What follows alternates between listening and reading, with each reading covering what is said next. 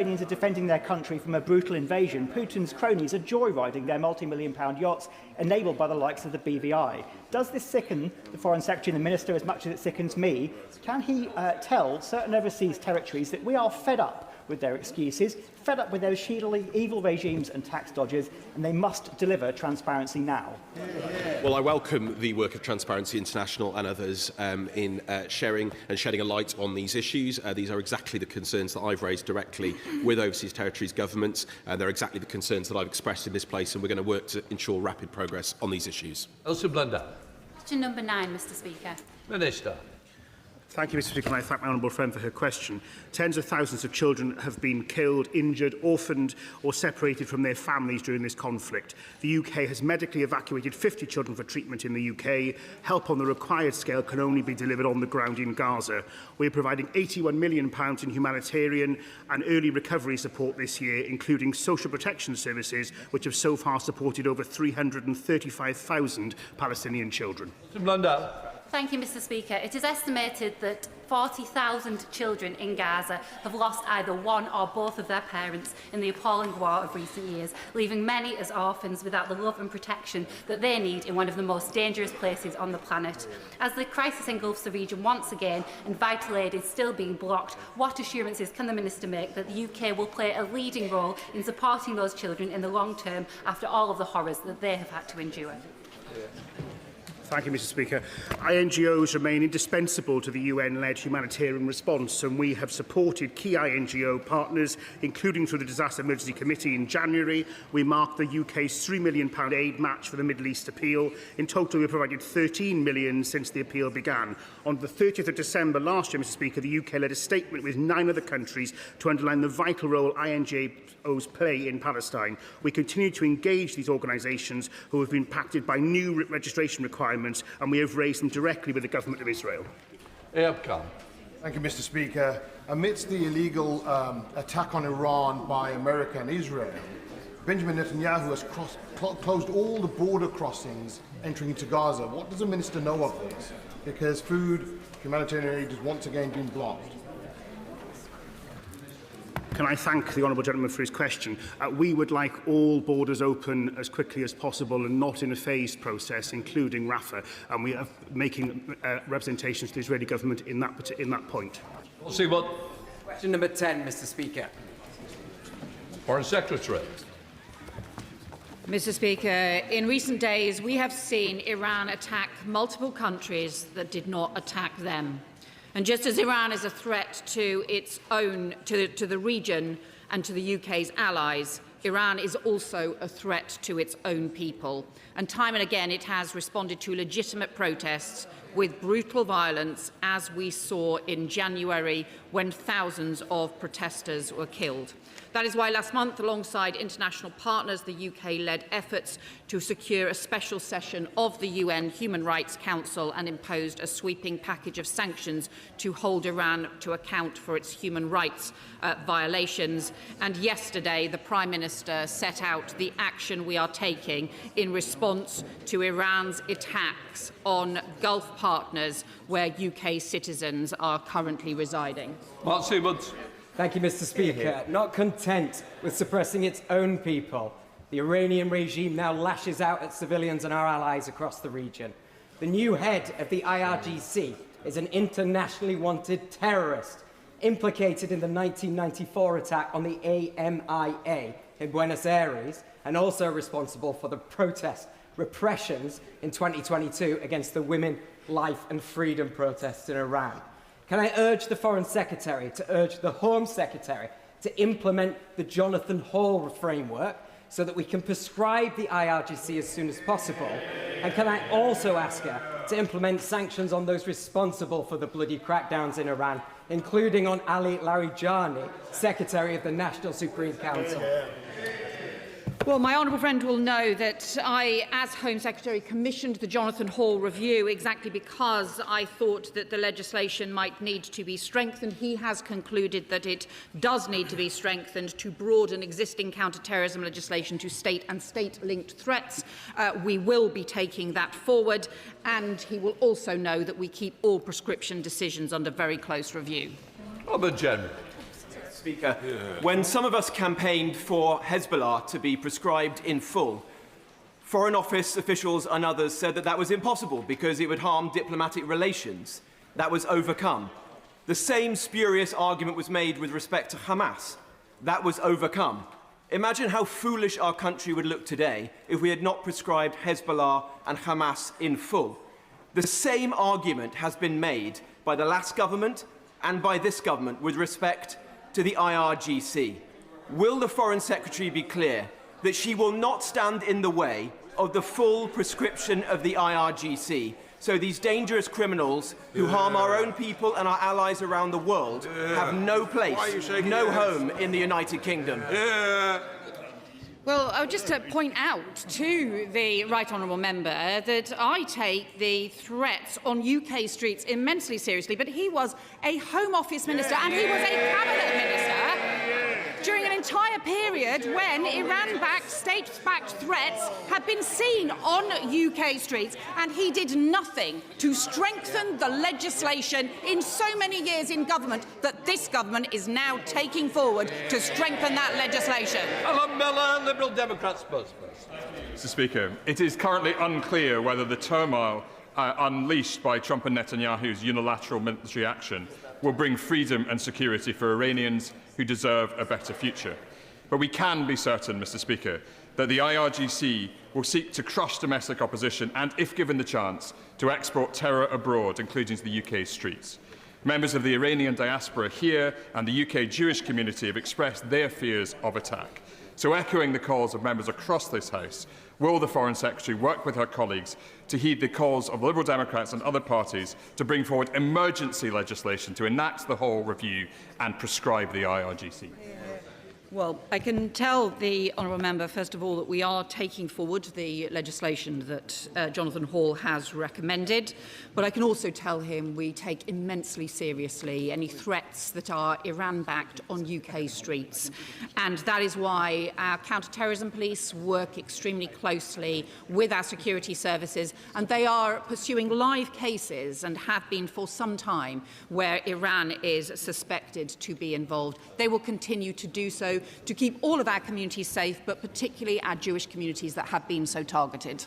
Come to topicals, Lauren Edwards. Question number 1, Mr. Speaker. Foreign Secretary. Mr. Speaker, yesterday the Prime Minister updated the House on the conflict in the Middle East and Gulf. And overnight, we have continued to see Iranian strikes on Gulf nations. Mr. Speaker, the safety and security of British nationals is our top priority, and I want to update the House on support for British citizens who are in the region. As of this morning, 130,000 British nationals have now signed up to the Register Your Presence programme, which is vital to the Foreign Office's ability to know where people are and to provide updates and advice. Members will know that in many of these countries, the airspace is still closed. But I'm in close contact with my counterparts across the region, speaking again yesterday with the UAE on the excellent support that they are providing and some of the departures that they are now securing as this becomes viable. And we are also working with airlines on increasing capacity out of Muscat for British nationals, with priority for vulnerable nationals. And a government charter flight will fly from Muscat in the coming days, prioritising vulnerable nationals. But British nationals in Oman must wait to be contacted by the Foreign Office regarding these options, and we will continue to work 24/7 on supporting British nationals in the region. I would tell the House this is a very fast-moving situation. We have unprecedented numbers of British nationals in the region, and I will continue to update members and affected British nationals as the situation evolves. Thank you, Mr. Speaker. We're all deeply concerned about the escalating situation in the Gulf. Following the PM's statement yesterday, has the Secretary of State had any discussions with her counterparts in the US, Europe or Israel about measures to secure any nuclear or radiological material in Iran in light of the possibility of its trafficking due to current events? Foreign Secretary. It's right to raise this issue. It is extremely important that Iran is not able to develop a nuclear weapon. There are also obviously concerns about the security of materials as well. It is an issue, obviously, we continue to work closely with our operational partners. Shadow Foreign Secretary Dame Priti Patel. Mr. Speaker, the government's indecision on how to deal with Iran has left the UK weaker and undermined our own security. But as the House has already started to discuss, prescribing the IRGC will strengthen our position. So I actually prescribed Hamas when I was Home Secretary, so I've dealt with state prescriptions.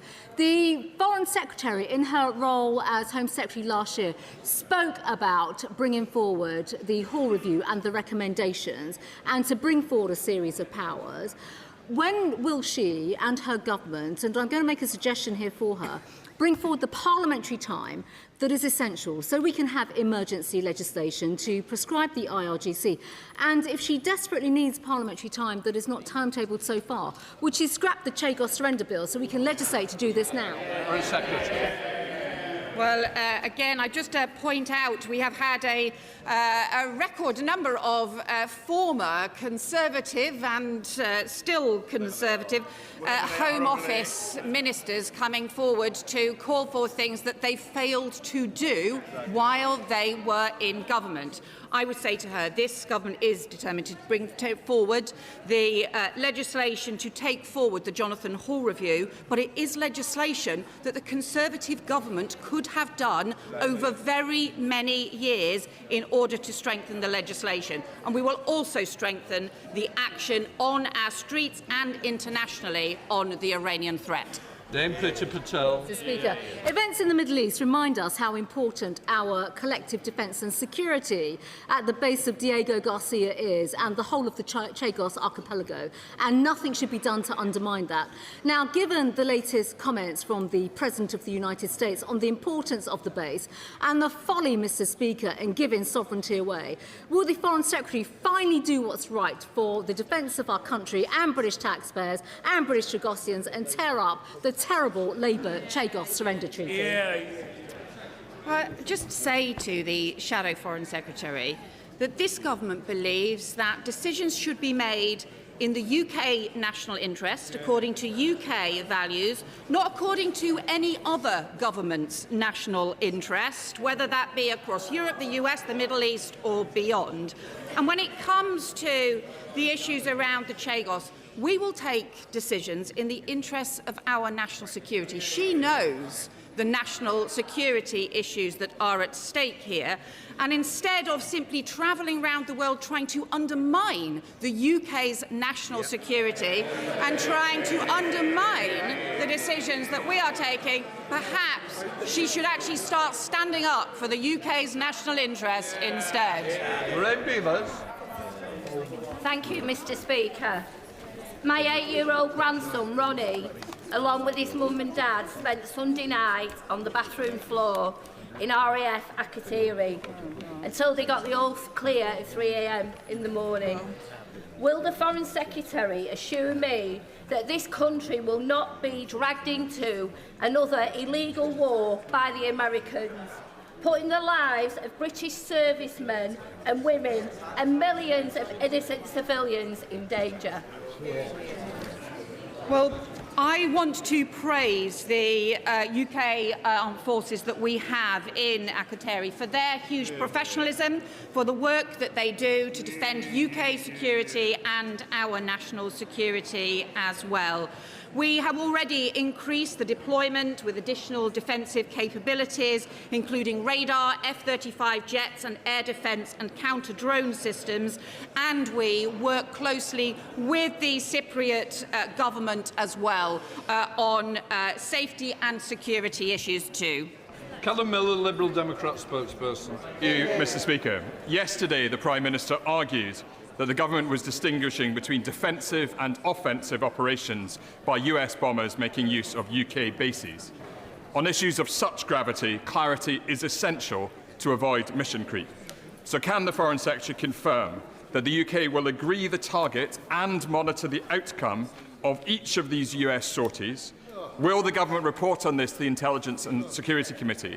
And can she confirm that if one were found to have hit anything other than a missile battery or missile store, the UK would suspend its agreement for the use of its bases? Well, we have long-standing operational arrangements for partners and allies that we work closely with, and we assure those are implemented. But what I'd say to him is the principles that we follow here are about ensuring that there is a lawful basis for action, ensuring that it is also in UK interest. But at a time when we have seen strikes from the Iranian regime on countries that were not involved in this conflict, where we have 300,000 British citizens currently resident, were we not to take action to support and protect those British citizens when they might be threatened with attack? I think we would find that extremely difficult to justify. Thank you, Mr. Speaker. It was a pleasure to see the Foreign Secretary at last month's Munich Security Conference, where, despite warm words on all sides, the trust gap between the European Union and the United States was absolutely palpable, impacting discussions on defence, procurement, technology sovereignty, Greenland, the Middle East, etc. Could she tell me how she sees the UK's role? Should we be trying to restore trust? We have our own trust gap. Should we pick a side, European Union versus United States, or do we forge an independent path, dependent on neither? Well, the UK's task must always be to act in the UK's national interest according to UK values. But at the heart of that national interest and those values are things like the NATO alliance, the transatlantic alliance, as well as our partnership with other European countries and other countries on our defence as well. Thank you, Mr. Speaker. I'm deeply concerned about the British service personnel who are being put at risk by attacks from Iran. With US Secretary of State Marco Rubio now warning that the hardest hits are yet to come, can the Foreign Secretary confirm whether there are any British personnel on any US ships which are being used to attack Iran? Well, what I can tell her is that we take the safety of UK personnel immensely seriously, and I do want to pay tribute to the service that they show for our country. It is why we have already increased some of the deployments in order to ensure that, for example, in Cyprus, there is added radar and air protection as well, and we will always continue to do so, and we ensure that operational matters happen in their normal way. Andrew Lewin. Mr. Speaker, at the Munich Security Conference, the Prime Minister rightly said that we must do more to work with our allies to build our collective European security. Given that moral imperative, can I ask my right honourable friend if there is an ambition for the UK and the EU to reopen negotiations on UK access to the EU's safe defence mechanism? Honourable friend asks a very important question. We are absolutely committed to strengthening our defence cooperation with the EU and European partners, and of course with NATO as the bedrock. We negotiated in good faith on SAFE, but the terms weren't in the UK's national interest. But we're going to continue to engage constructively across a range of areas of cooperation. Bob Blackman. Thank you, Mr. Speaker. Obviously, the Foreign Secretary faces real problems in terms of the settlement she's received from her neighbour next door. But given the last 20 years have led to almost eradication of polio and excellent work on malaria, will she prioritise those programmes to ensure that we don't go back on releasing polio and malaria once again across the globe? Can I thank him for his question, and can I assure him and the House that we are prioritising those areas of continued support within the health sphere of development funding? Kim Johnson. Thank you, Mr. Speaker. As a member of the NUJ parliamentary group, I know it's vital to protect journalists. Sadly, hundreds of Palestinian journalists have been slaughtered during the Gazan genocide. But as Britain is the co-chair of the Media Freedom Coalition, can the Minister explain what steps the government's taken to safeguard journalists on the ground in the Middle East? And can he encourage international governments, including Israel, to allow the global media to do their job and for journalists to be protected and not pay the price of war? Can I thank my honourable friend for her question? We take this extremely seriously. Journalists on the front line are often how we find out across the world where atrocities have taken place. Can I reassure her that even tomorrow I'm hosting a Media Freedoms Coalition discussion and will always remain a priority for the UK Government? Jack Rankin. Thank you, Mr. Speaker. It's been 31 days since I wrote to the Secretary of State calling on her to reimburse the Royal Borough of Windsor and Maidenhead for costs incurred during 3 state visits last year, some £350,000. Whilst to the government this may be a rounding error, it isn't to the ratepayers of Windsor. We are very proud to host, but these are properly national costs. Will the Secretary of State do the right thing and please sort this? Can I thank him for his question? There is an estimates day tomorrow, perhaps he'd like to raise it. On the wider point, he and I have been in correspondence on this point, and discussions are indeed ongoing over those costs. Swallow. Mr. Speaker, the International Road Assessment Programme based in Bracknell has saved well over 500,000 lives from road crashes around the world, a significant contribution to the UN Sustainable Development Goals and a real success story of British expertise on the global stage. What can this government do to champion the work of IRAP more effectively? Can I thank him for his question, Mr. Speaker? Improving road safety is a global challenge. Every year, 1.2 million people die on the roads, the biggest killer of young people. I thank my honourable friend for bringing this to the House's attention. The UK, through the Department of Health, contributes £12.5 million to the Global Road Safety Facility and is represented on its Partnership Council. And we continue to work in this space on this truly important issue. Final question, Vicky Slade. Thank you, Mr. Speaker. Last week, the BBC reported the death of Palestinian child Jad Jadala, shot in a West Bank refugee camp while Israeli soldiers watched him bleed to death. Violence against children around the world is increasing, including Ukraine, Sudan and now Iran. So what diplomatic action is she taking to prevent child death and protect surviving children from the lifelong trauma of war? Mr. Speaker, we've spoken many times about the risks to children in the West Bank and Gaza. It is a priority for this government. We raise it regularly with our Israeli counterparts, and I'm familiar with the report she references.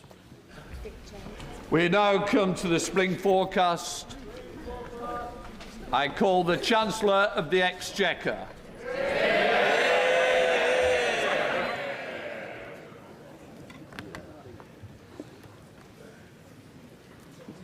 Mr. Speaker, this government has the right economic plan for our country.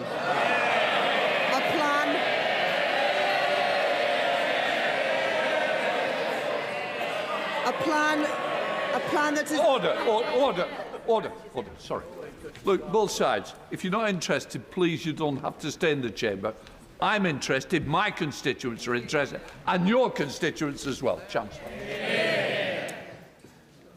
A plan that is even more important in a world that in the last few days has become yet more uncertain. With unfolding conflict in Iran and the Middle East, it is incumbent on me and on this government to chart a course through that uncertainty, to secure our economy against shocks and protect families from the turbulence that we see beyond our borders. I want to express my gratitude to members of our armed forces as they serve across the globe to protect our country. And I want to reassure this House that I am in regular contact with the Governor of the Bank of England, with my international counterparts and with key affected industries, including our maritime sector. And tomorrow I will meet with our North Sea industry leaders to discuss the implications that they face and work with them to manage this uncertain period. Mr. Speaker, in an increasingly dangerous world, I am proud to be the Chancellor that is delivering the biggest uplift in defence spending since the Cold War. With £650 million committed in January to upgrade our Typhoon fighter jets, a new Royal Navy frigate launched from Rosyth last week, and just yesterday, our £1 billion helicopter deal with Leonardo. I am in no doubt about Britain's ability to navigate the challenges we face. The plan that I have been driving forward since the election is the right one. Stability in our public finances, investment in our infrastructure, including our armed forces, and reform to Britain's economy.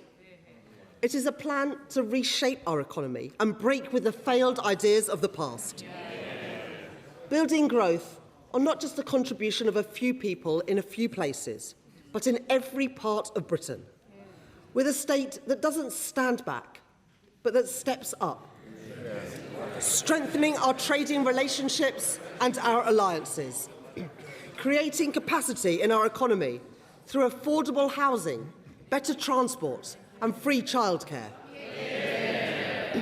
An active and a strategic state, building growth and economic security in an uncertain world. Stability is the single most important precondition for economic growth. That is why we have committed to a single major fiscal event a year, limiting major policy changes to the budget and giving businesses and households the certainty that they need. Today, the new forecasts from the Office of Budget Responsibility show that our plan is the right one. Inflation is down. Borrowing is down. Living standards are up and the economy is growing.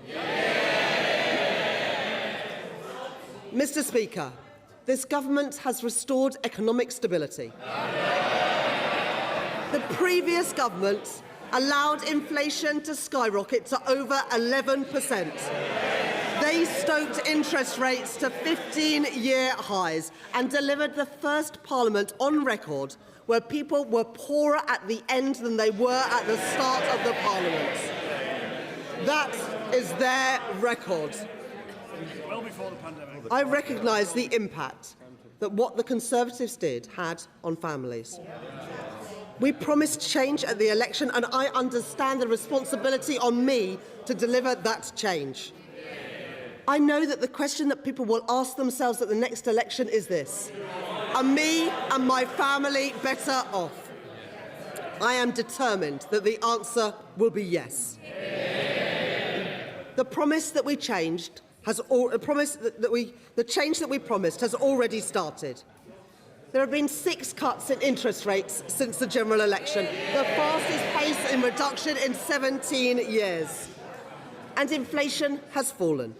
For businesses, that means lower capital costs and greater uncertainty.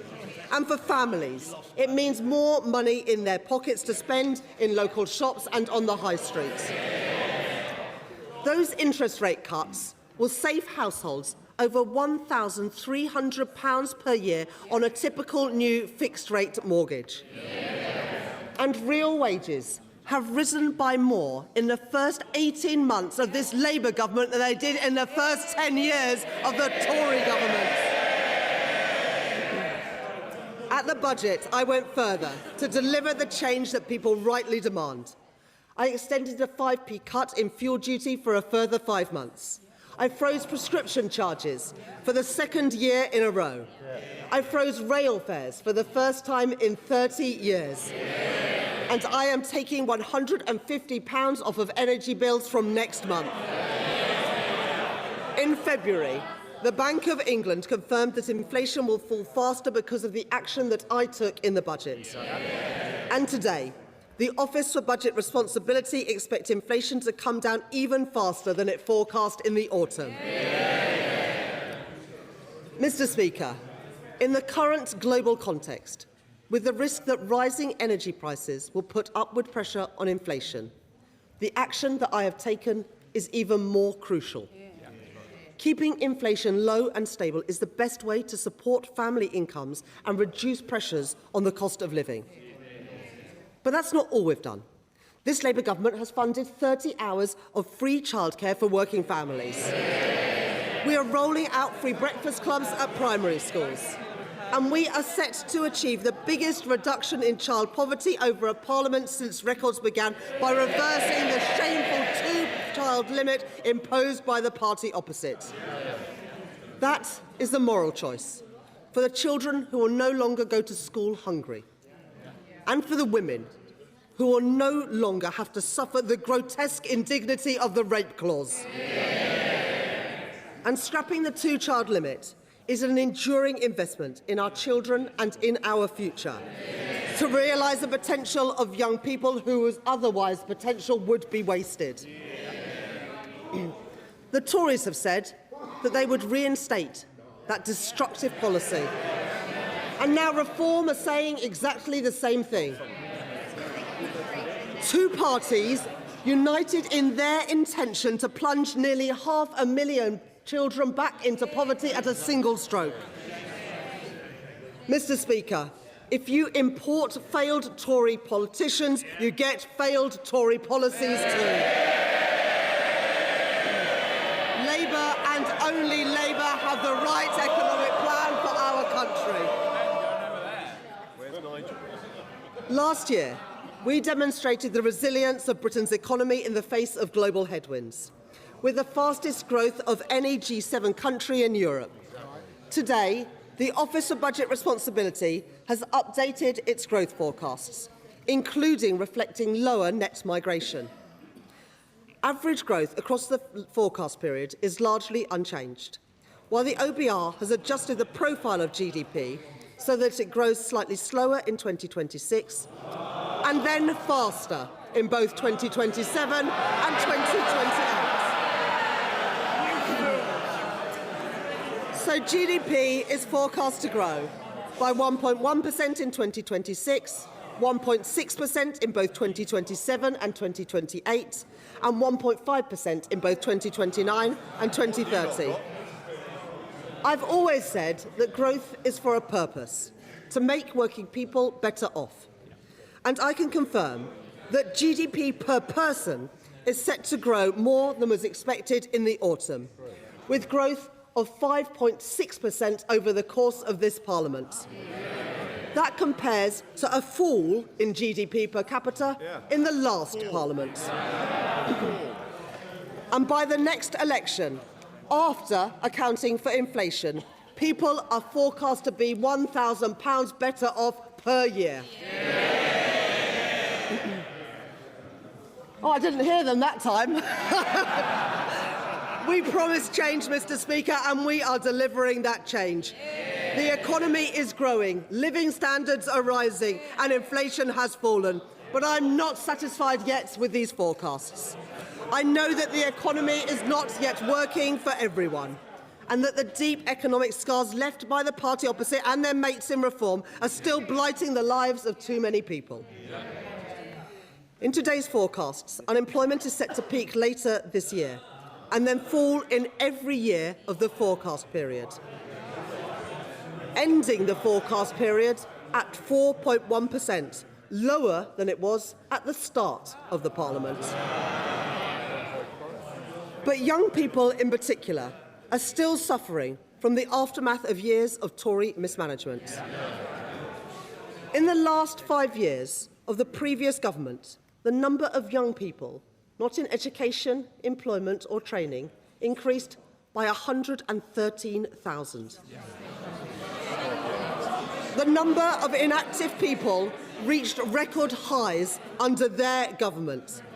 And over the last decade, apprenticeship starts by young people fell by 40%.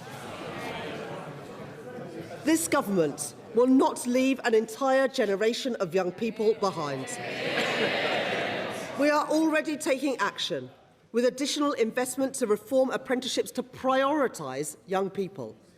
And through the £820 million Youth Guarantee, providing young people with employment support and a guaranteed job.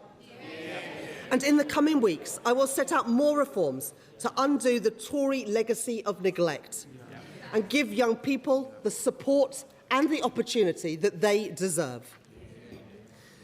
Mr. Speaker, in the face of global uncertainty, we beat the forecasts last year. In the year ahead, the choices that we are making gives me confidence that we will beat them again. And in the year ahead, more of the choices that we have already made will come into effect. Discounts on business energy costs, trade deals with India, the US and the EU, reforms to back our entrepreneurs, investment in our infrastructure, skills funding for further education and more planning reforms. Progress opposed by the Conservatives, opposed by Reform, opposed by the Liberal Democrats and opposed by the Green Party too. Because it is Labour and only Labour that has the right plan for our country. Our plan for growth is grounded in a profound rejection of the failed economic dogmas of the past. the trickle-down, trickle-out thinking that produced ever-diminishing returns for working people. I know that an economy cannot be working if it is delivering for only a few people in a few places. I know that it matters where things are made and who makes them. And I believe that the working people who keep our country moving deserve a fair day's pay for an honest day's work. Since the election, I've been making the big choices that will bring about the deep structural changes that our economy needs so that it works again for working people. The choices to take on vested interests and back the builders, not the blockers. The choice to increase public investment and protect our public finances with new fiscal rules. And the choice to give people in all parts of our country the opportunities that they deserve. By reforming the Treasury spending rules in the Green Book to unlock investment in all of our urban, rural and coastal communities. Mr. Speaker, those are the right choices for our country, for security, for stability and growth. Today's forecasts from the Office of Budget Responsibility show that they are starting to pay off. And I am clear-eyed about where the opportunities for the British economy lie in this Parliament and beyond. In my second May's lecture in 2 weeks' time, I will set out 3 major choices that will determine the course of our economy into the future. To go further in strengthening our global relationships, breaking down trade barriers and deepening alliances with our European partners for a more secured and connected economy. To go further in backing innovation and harnessing the power of AI, so that entrepreneurs and innovators thrive here in Britain and so that working people reap the rewards. And to go further in transforming our economic geography, so that we can build growth on a broad and stable basis, spreading opportunity and unlocking opportunity in every part of Britain. Mr. Speaker, I came into politics because I believed in a government that stands up for working people. That everyone, no matter where they grow up, deserves security and a fair chance to achieve their potential. And that being able to manage the bills, afford a home and pay for a holiday is never too much to ask. When governments lose control of the economy, as the Tories did, it is working people who pay the price. In their pay packets, in their bills, and in their mortgages. That's what the party opposite inflicted on working people over 14 years. Austerity that cut off investment. Brexit, which cut us off from our closest trading partners. And Liz Truss's disastrous mini-budget. Cheered on by the Leader of the Opposition and by the Honourable Member for Clacton. Oh, he's not here today. No, he's never here. Mr. Speaker, 5 Prime Ministers, 7 Chancellors, 11 plans for growth, and at the end of it all, the only Parliament on record where living standards were worse at the end than they were at the start. And a £22 billion black hole in the public finances. That is their legacy. And make no mistake, the Tory Tribute Act up there, they would do exactly the same thing. They may have changed the colour of their rosettes, but the British people won't forget that they are the exact same people who wrecked our public services and wrecked our public finances in the Tory government. The same people, the same policies and the same disastrous outcomes for working people. The Tories left our country, our people and our allies exposed. They had no plan and no intention to fund their pledge to spend 2.5% of GDP on defence. And reform would go one step further by ditching our allies and siding with Russia. While the Green Party want to take us out of NATO and jeopardise our alliances. Well, she shakes her head. I don't know if they've changed their policy, but their policy is to take us out of NATO. So let me be clear. It is Labour and only Labour that can provide social justice, national security and fiscal responsibility. In their forecasts today, the Office for Budget Responsibility show that we are set to reduce borrowing by nearly £18 billion compared to the autumn. This year, we are set to borrow less than the G7 average, something that the Tories never achieved in any year in 14 years. The forecast today shows that public sector net borrowing is set to fall from 4.3% this year to 3.6% next year, then to 2.9%, 2.5% and to 1.8% in 2029-30. And even after funding other measures announced since the budget, including the new special educational needs system set out by my right honourable friend, the Education Secretary, last week, headroom against the stability rule in 2029-30 has increased from £21.7 billion to £23.6 billion, with headroom against the investment rule also higher at £27.1 billion. And debt is now set to be lower in every year of the forecast compared with the autumn.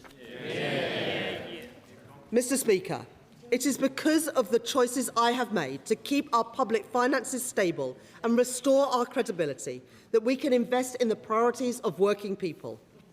Investment in our communities with pride in place. Investment in our schools to fix crumbling classrooms and give every child the education that they deserve. And investment in our NHS to bring waiting lists down and with a record cash settlement. I have never accepted that we have to choose between social justice and fiscal responsibility. Because there is nothing progressive, nothing Labour, about spending £100 billion a year.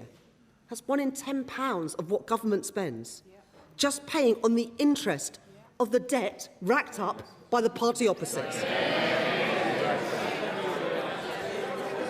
After their disastrous mini-budget, our debt interest rate soared towards the highest in the G7. And from my budget to this forecast, while average yields rose for the rest of the G7, yields on UK government debt fell. The Tories squandered Britain's credibility. My plan is rebuilding it. Already, because of the action that I have taken, we are expected to spend nearly £4 billion less on debt interest next year than was forecast in the autumn.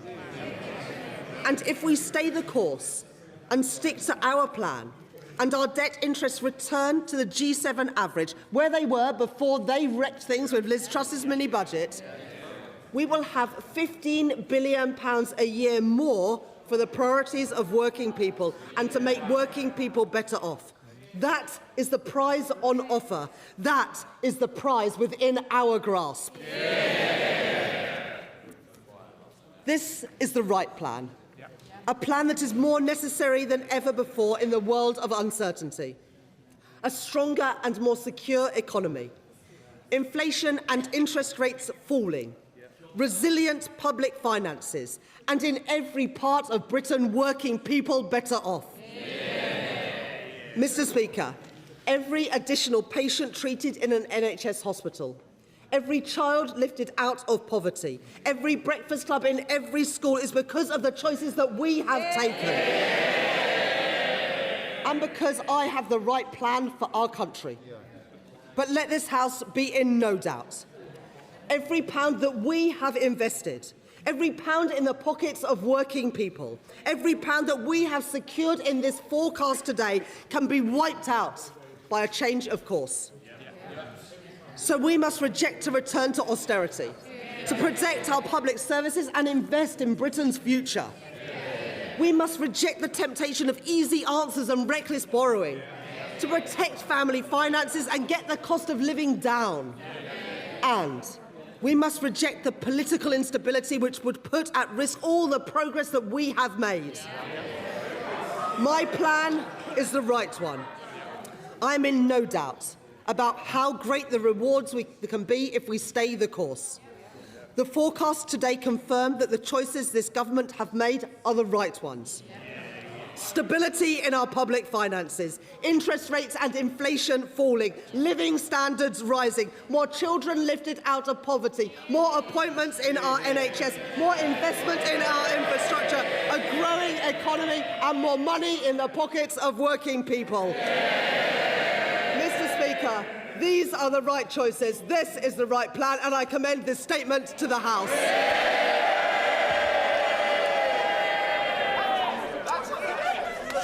Shadow Chancellor Belstride.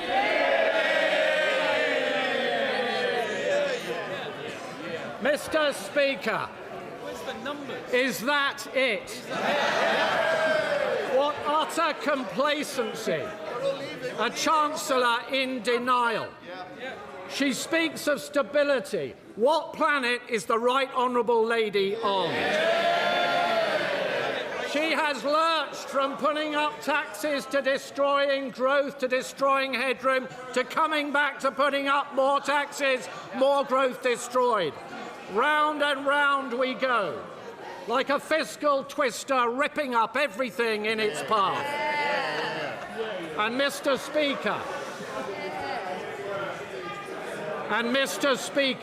Sorry. I will hear the Shadow Chancellor, because people need to recognise there's two sides. Let's hear the other side now. Thank you, Mr. Speaker. They just don't like the truth, Mr. Speaker. That's the truth of it. As our economy bleeds out, what does the Right Honourable Lady do? She comes to this House with nothing to say and with no plan. Unless, of course, doing nothing is a cunning plan to avoid those U-turns further down the line. She is weak, Mr. Speaker. She has even stripped the OBR of its ability to assess whether she is meeting her fiscal targets. So, Mr. Speaker, let it be remembered that at this time in this chamber, this weak and chaotic government gave up on the British people. She has nothing to say to us today. This is not a spring statement. This is not a spring statement, Mr. Speaker. It is... Order. Mr. Gardner, I expect better. We have to listen to you on a Thursday night. I don't need to hear you now. Belstride. No, they don't like it, Mr. Speaker. They don't like the truth. This is not a spring statement, Mr. Speaker. It is a surrender statement. Yes. The Chancellor... The Chancellor has the temerity to suggest that she is creating the conditions for renewed growth. She is rather like the dodgy estate agent standing in the crumbling building with the roof gone, the windows gone, with the floor gone, and saying, just think of the potential. But that potential, Mr. Speaker, has been undermined by the terrible state of our public finances. When it comes to the deficit, she knows, the Right Honourable Lady knows, when it comes to borrowing, that borrowing this year is almost double that which was forecast at the time of the general election. She knows that the forecasts are predicated on the numbers she has given to the OBR that they have to accept, including squeezing spending at the end of the Parliament, raising taxes, raising energy bills at the same time.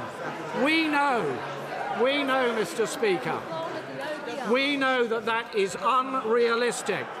And the reason that we know it, Mr. Speaker, is that she and the Prime Minister have no backbone when it comes to taking difficult decisions. Before the budget, Mr. Speaker, winter fuel payment, U-turn. Welfare reform, U-turn. Two-child benefit cap, U-turn. And in the short period of time after the budget, Mr. Speaker, farm tax, U-turn. Family business tax, U-turn. Public houses, U-turn. And on the deficit, when she rises again, could she tell the House how she's going to fill that black hole of £6 billion around this end budget? And she mentions, quite rightly, the Iran war and the greater threats that our country faces. Could she explain in a moment how she is going to fund what we have been urging her to do, to go to 3% of GDP on defence by the end of this Parliament? How will she fund that? Order, order, order. Seriously, we need to hear this. If you don't... I can help you if you don't want to. Thank you, Mr. Speaker. She mentions the cost of borrowing and says it is coming down. Does she not know that the cost of borrowing in this country has been the highest in the G7, higher even... Somebody needs to switch the phone off. It is not acceptable. Even higher than Greece. Indeed, Mr. Speaker. Indeed, Mr. Speaker. If debt were a government department, it would be the third largest spending department in Whitehall. Not money going on the people's priorities, but simply being flushed down the drain. She makes great store of the latest forecasts on debt, saying that it is coming down compared to the forecast back in the autumn. But if you strip away her dodgy definition of debt, it will be going up in just about every year of that forecast. Yet, Mr. Speaker, she has the audacity to praise her own performance. She points to growth, but does she not know that the Bank of England only last month downgraded growth for both this year and next year?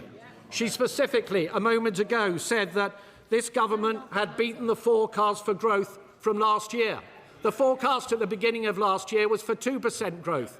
The growth outcome at the end of last year was 1.3%, Mr. Speaker. By my mathematics, that is not an improvement. It should be a considerable concern to the entire House that the Right Honourable Lady clearly thinks that it is.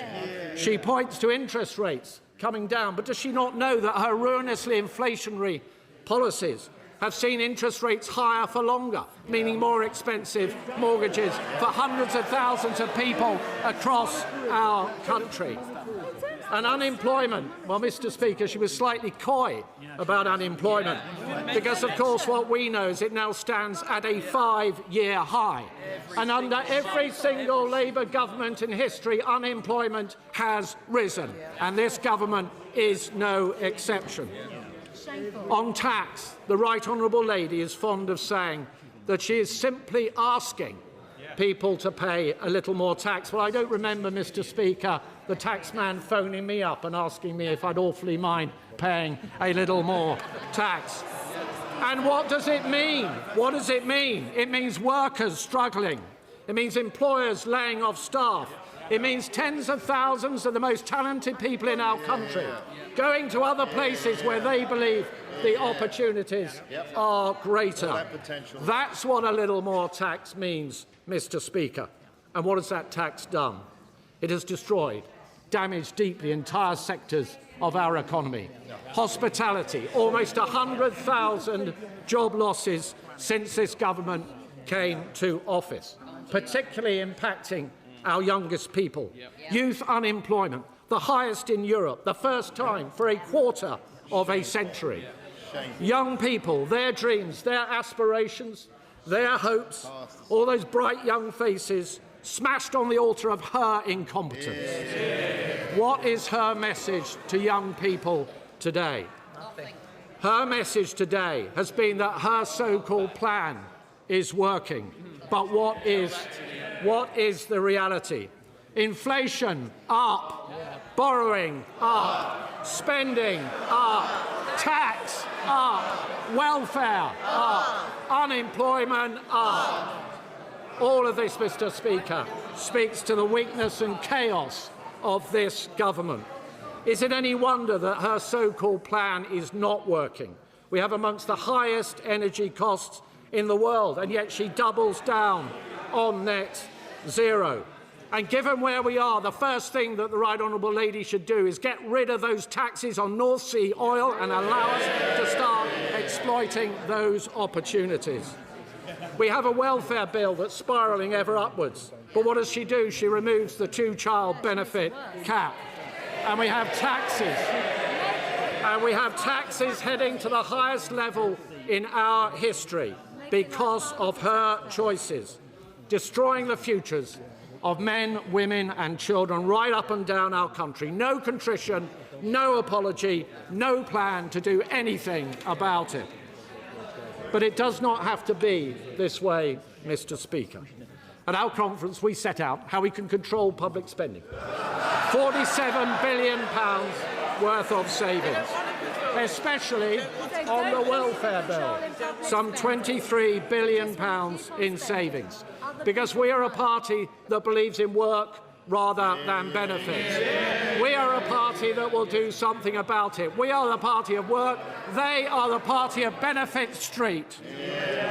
We will bring taxes down to kickstart the economy, abolish stamp duty, scrap business rates for businesses on our high streets, a £5,000 tax cut for our young people, a cheap power plan. We will fix student loans. We will invest in apprenticeship.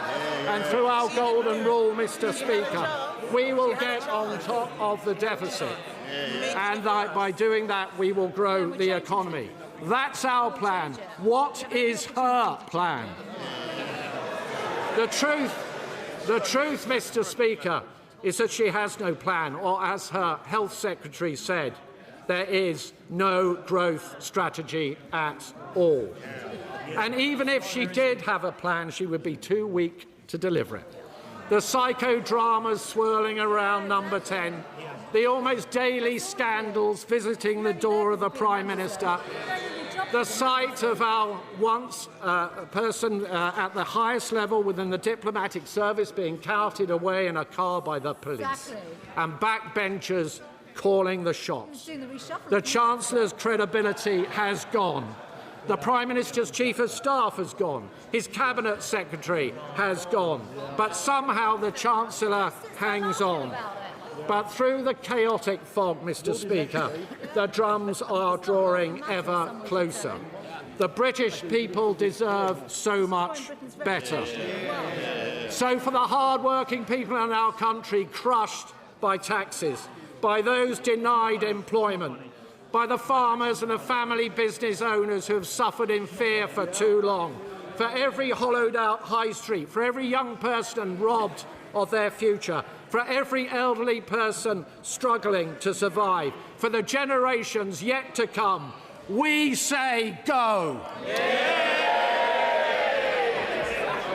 Just with the exchequer. Thank you.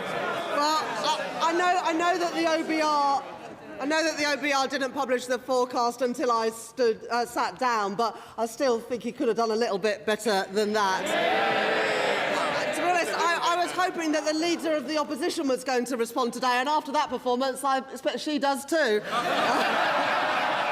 Now, Mr. Speaker. Don't worry, I've got more. Mr. Speaker. The Right Honourable Gentleman said that they set out their economic policy at their conference a few weeks ago. Well, they had 14 years to set out their economic policy, and it's because of their economic policy that they're now sitting on those benches. Now, Mr. Speaker, today's performance is yet another reminder of how irrelevant the Conservative Party now is. And I hate to break it to the Shadow Chancellor, but people stopped listening to them a long while ago. And you can see why. Because whether it is in office or in opposition, the Right Honourable Gentleman's Party and his leader have been wrong about the economy time and time again. They opposed economic responsibility and backed Liz Truss. Wrong. They opposed closer ties to Europe and backed Brexit. Wrong. They oppose cuts in child poverty and want to repeat austerity. Wrong values, wrong economics. They are just plain wrong. After last year's budget, his leader predicted with characteristic foresight that borrowing would increase every year. She was wrong. Borrowing is now coming down faster. Faster than under the Tories. Well, that's not difficult because it went up. Faster than forecast in the autumn, and faster than in any other G7 economy. Last year, the Leader of the Opposition told us that energy bills would rise. She was wrong. They're coming down by £117 next month. And she told us that there would be no more Tory defections to reform. How's that one going? Another one. let me return to the substance of his remarks, although I've had to reduce this section somewhat. The Shadow Chancellor mentioned student loans, but he neglected to mention that he was in the party that tripled university tuition fees, froze thresholds and oversaw higher interest rates, which led to the problems we are in today. Now, on special educational needs, they left a system in utter crisis, as every parent, every child and every school will tell you. So we'll take no lessons from them. But in terms of where the money is coming from, it's sat out today in the documents. But of course, the Shadow Chancellor doesn't know that because he didn't even bother listening to my statement. Now, the Shadow Chancellor mentioned defence, but he neglected to mention that it was his government that left office without any plan to fund their pledge to spend 2.5% of GDP on defence. And it is this government, and with me as Chancellor, that we are delivering the biggest increase in defence spending since the Cold War. Now, the Shadow Chancellor mentioned the welfare bill, and on this one, I've got to say it is a little bit rich, because he neglected to mention that the welfare bill rose twice as fast in the last Parliament, and that he was Secretary of State for Work and Pensions. Mr. Speaker, they broke the welfare system, and it is this government that is fixing it. Now, the Shadow Chancellor mentioned youth unemployment. And as I said, there is more that needs to be done. After they increased the number of young people not in education, employment or trading by 113,000 and slashed the number of young people starting apprenticeships by 40%. So, Mr. Speaker, we'll take no lessons from the party opposites. They're the arsonists, not the fire brigade. And if they can't be honest about the mess they've made, no wonder they can't recognise that we are fixing it. Today's forecast shows that debt is down, borrowing is down, inflation is down, and interest rates are down from 5.25% where they left them to 3.75% today. And investment, living standards and growth, they are all up. Let me break it to him and to his leader. There's no blank page for the Tory party, no year zero.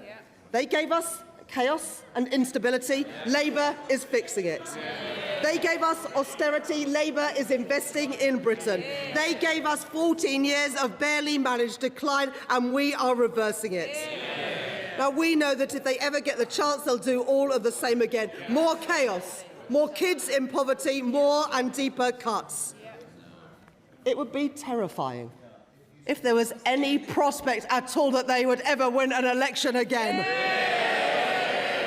Now, the leader of the opposition can keep turning up every week, but it's a total waste of time.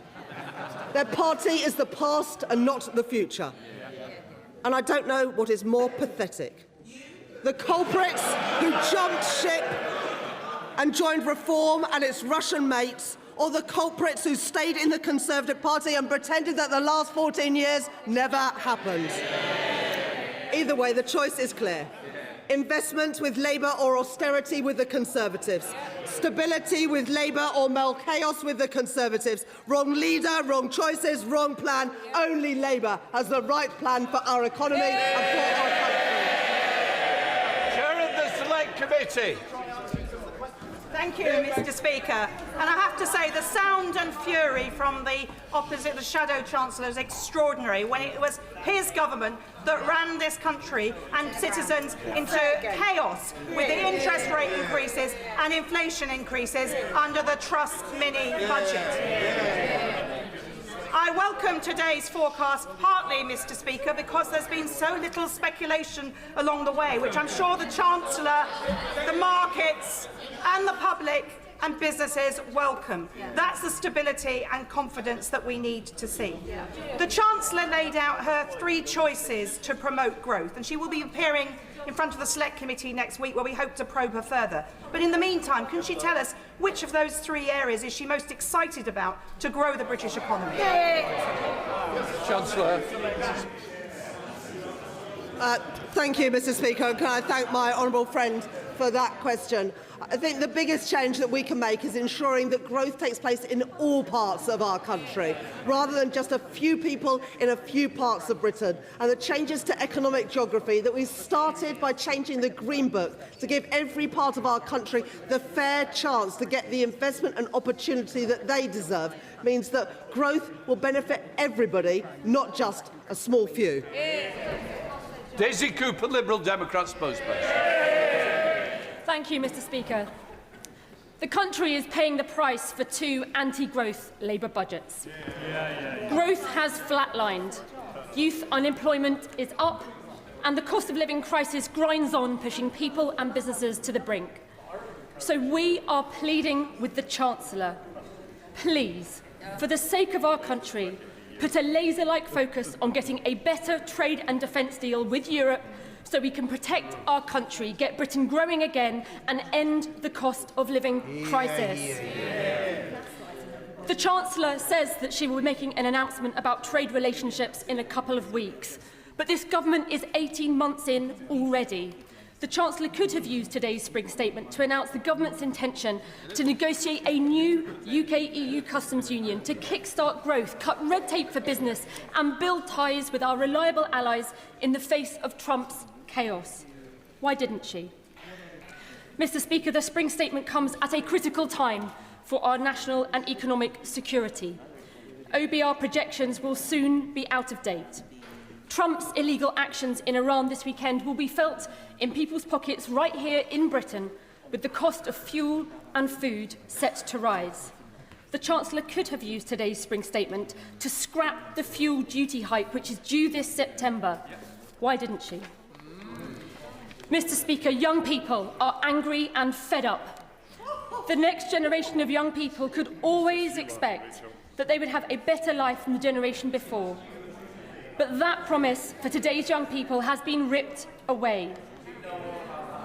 Almost 1 million young people, the highest in more than 10 years, are now unemployed. We are facing a youth unemployment crisis. Mr. Speaker, the Chancellor's youth guarantee is simply a sticking plaster for the damage that has been done by the jobs tax. The Chancellor could have used today's spring statement to reverse the jobs tax changes that have undermined job opportunities for young people and part-time workers. Why didn't she? Mr. Speaker, graduates are being ripped off. They've studied hard.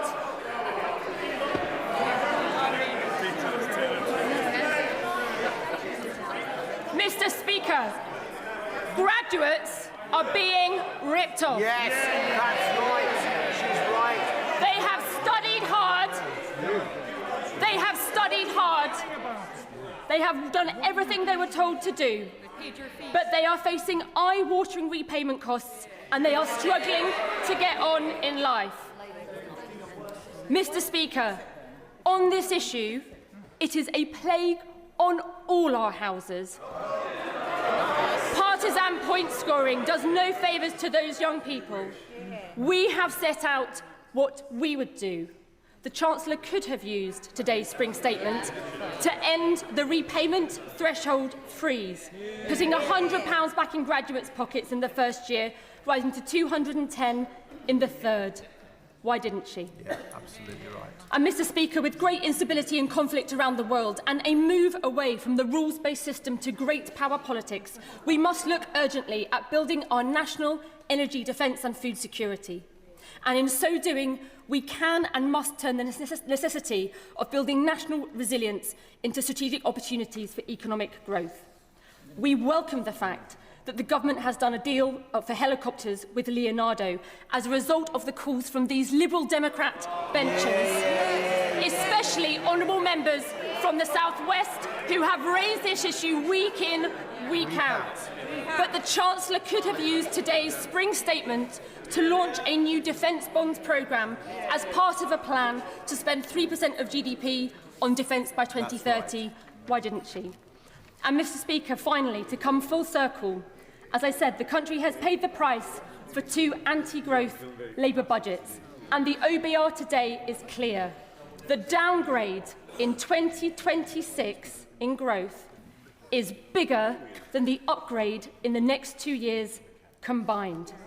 We have got to stop the short-term cycle of short-term Treasury tax grabs over long-term growth.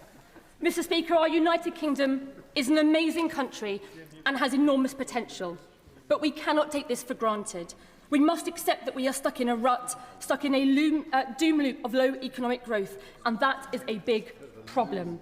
I urge the Chancellor to take these measures that I have outlined to protect our country, to get Britain growing again and to end the cost of living crisis.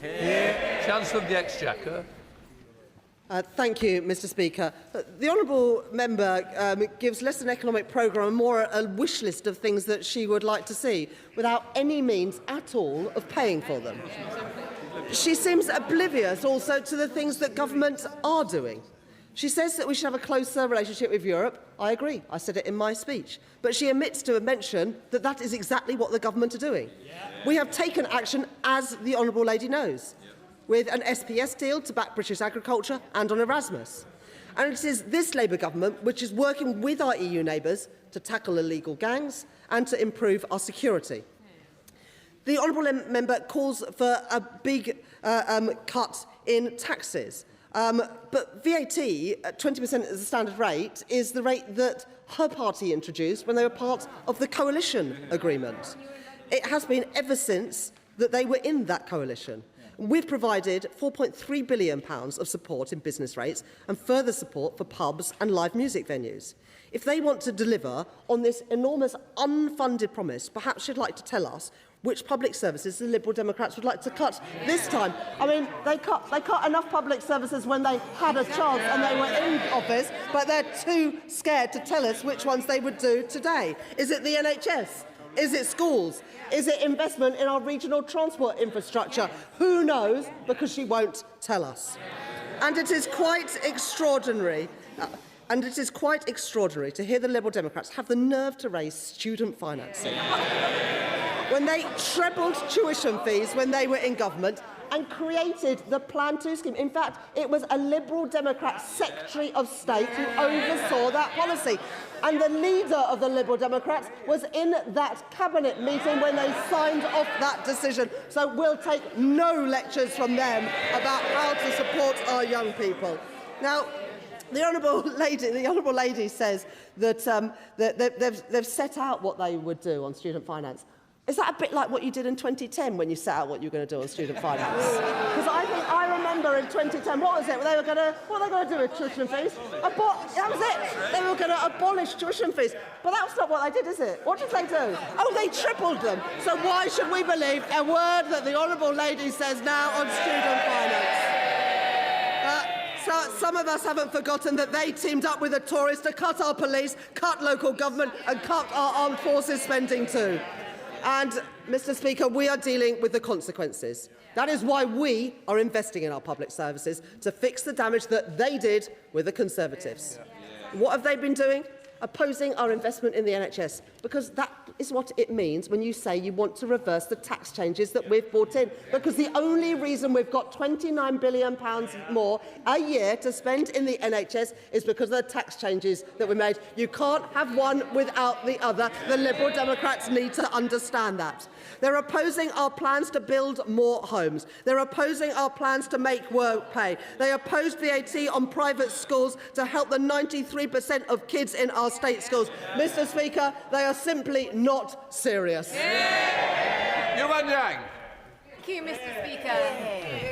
I thank the Chancellor for her strong statement, and in particular for her words on deepening our alliances with our European partners. This is crucial for bringing down the cost of food and for healing the economic self-harm done by the party opposites. The Bank of England has said that her cuts to energy bills will help bring inflation down to around its target from next month. Will she commit to going further and continue to shield our constituents from global price shocks? Chancellor.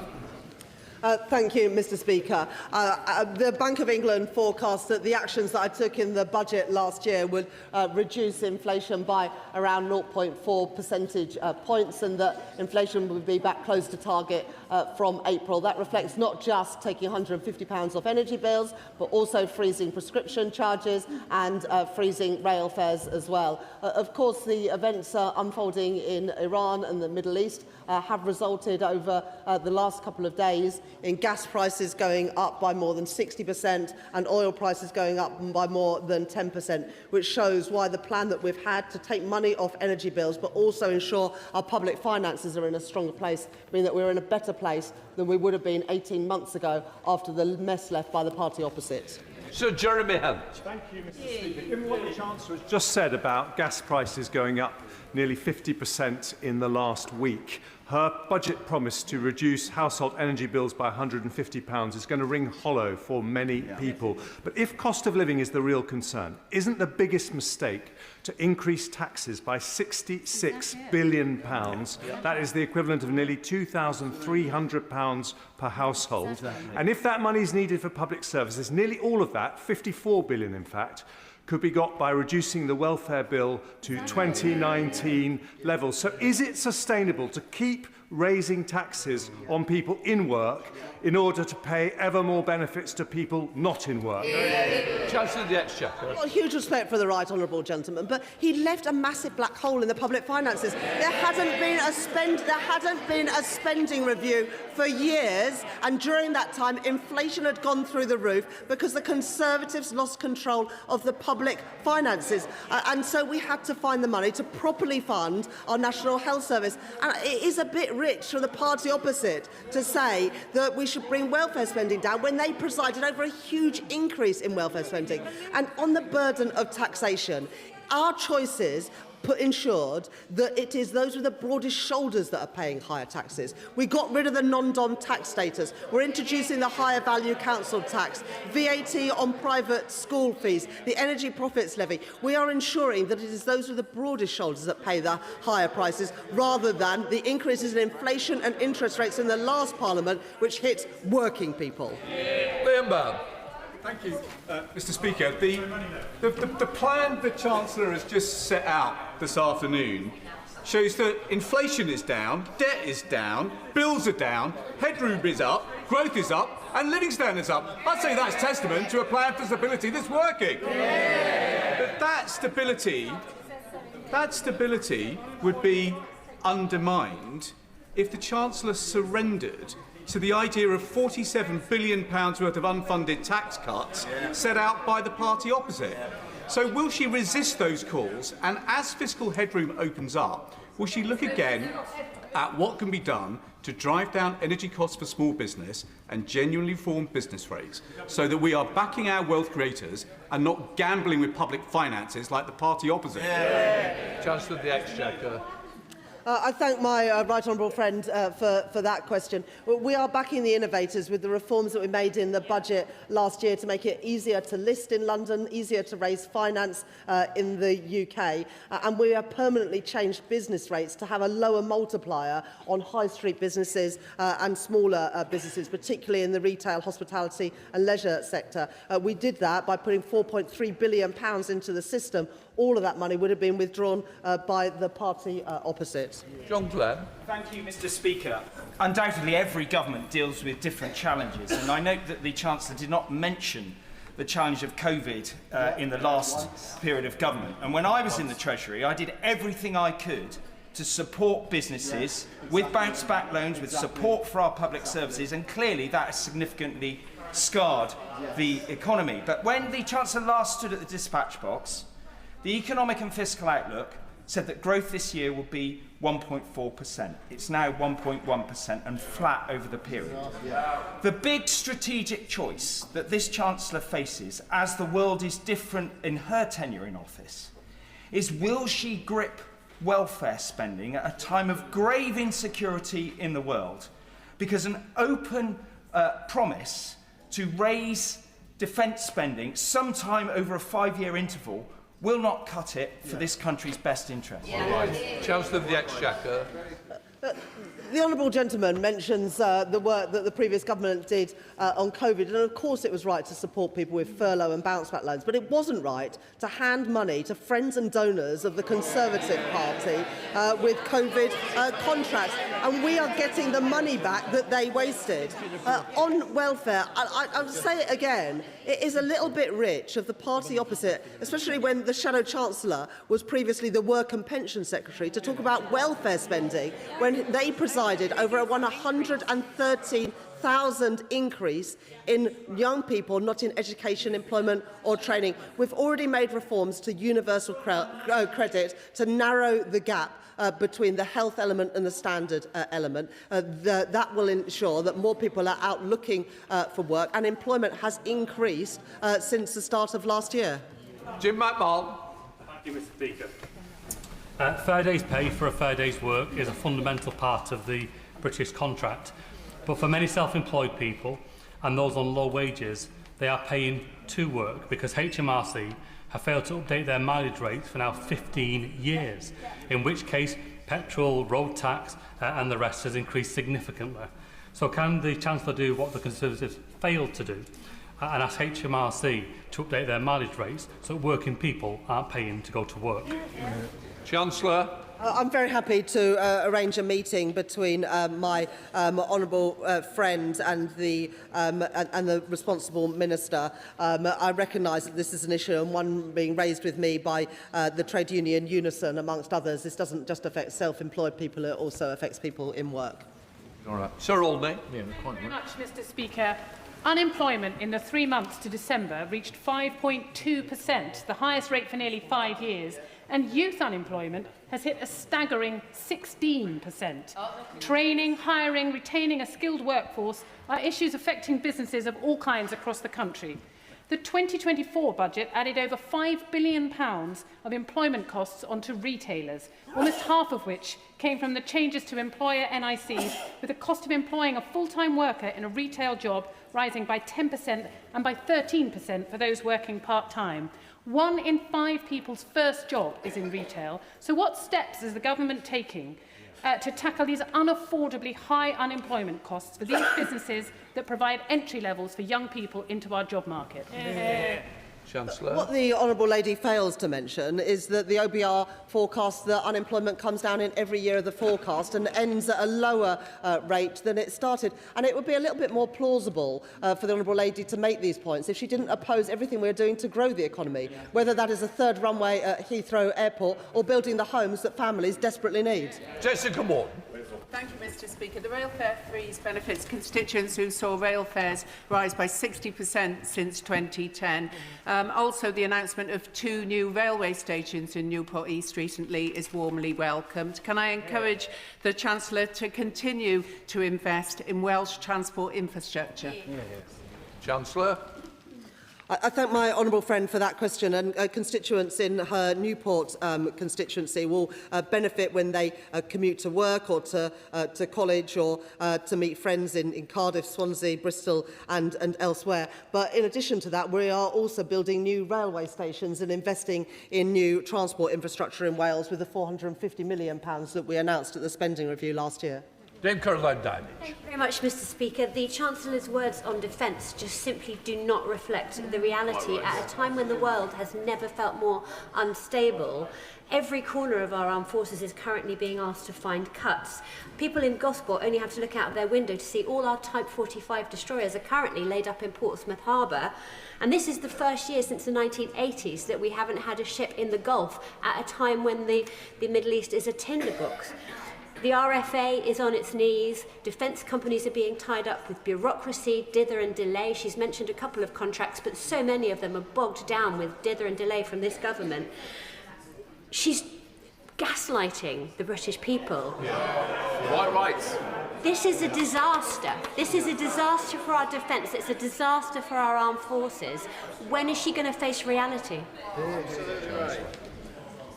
I am the Chancellor that has overseen the biggest uplift in defence spending since the end of the Cold War. We are spending more on defence than the previous government was spending. And that is why yesterday I was able to announce a helicopter contract worth £1 billion.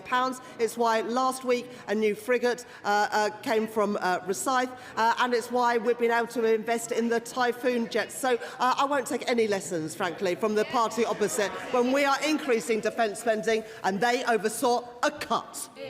Jane Kirkham. Thank you, Mr. Speaker. I welcome the changes to the Green Book to support investment in coastal and rural areas.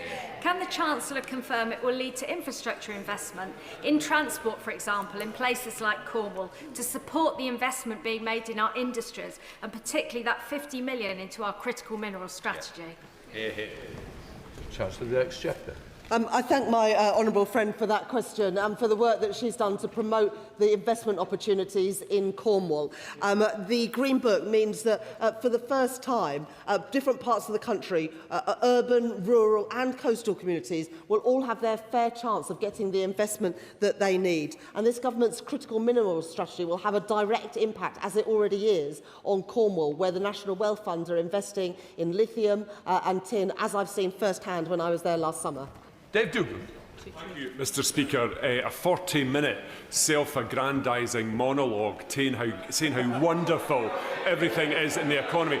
Does the Chancellor have any clue how her tone-deaf monologue will have landed in the real economy, where growth has been downgraded, where unemployment is soaring, and where the cost of energy has just spiked? Nothing in her statement about what she intends to do on a strategic level about when energy goes to the price it was during the height of the Ukraine crisis. Nothing in there. So will she, rather than read her pre-prepared SNP attack lines, will she guarantee that she will step in and protect bill payers if these prices endure?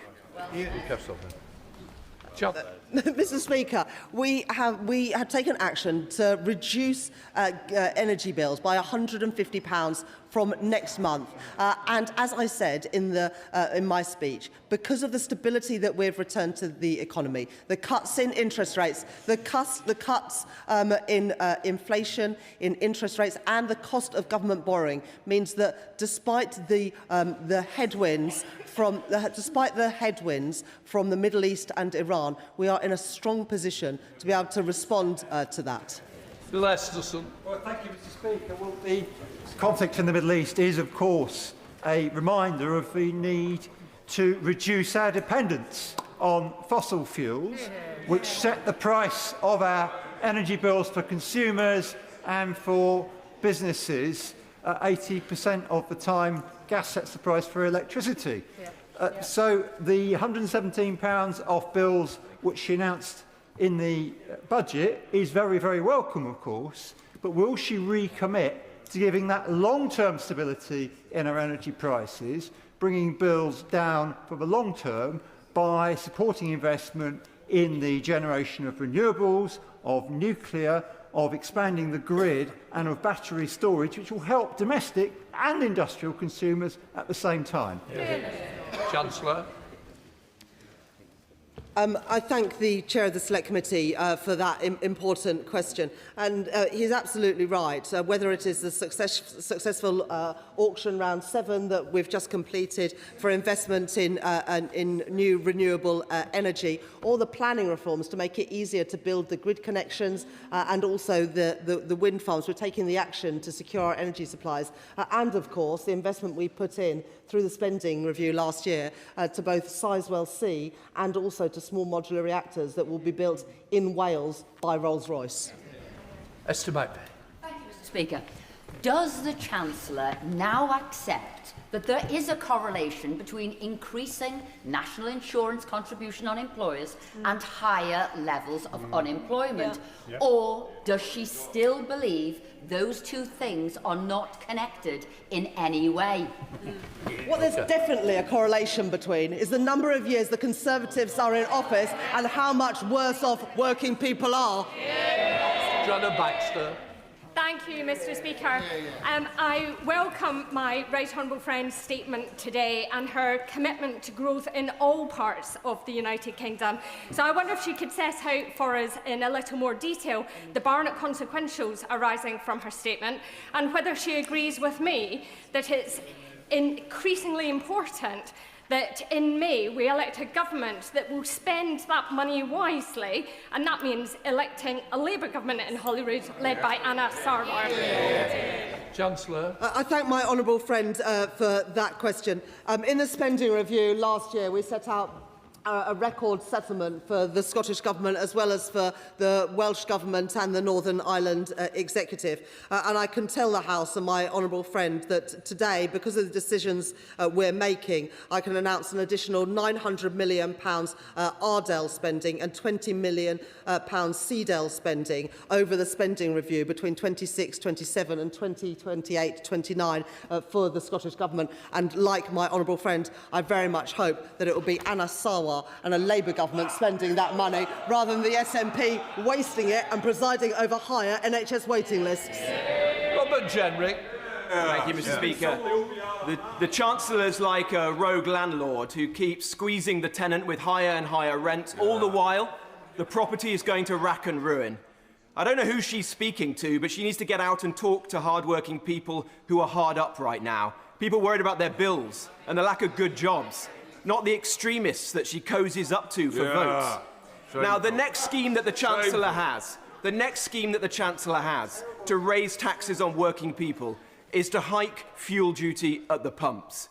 Will she cancel it? Will she give some relief for care workers, for white van men, for hard-working people who get up early in the morning and drive to work, and who are the backbone of this economy? Chancellor of the Exchequer.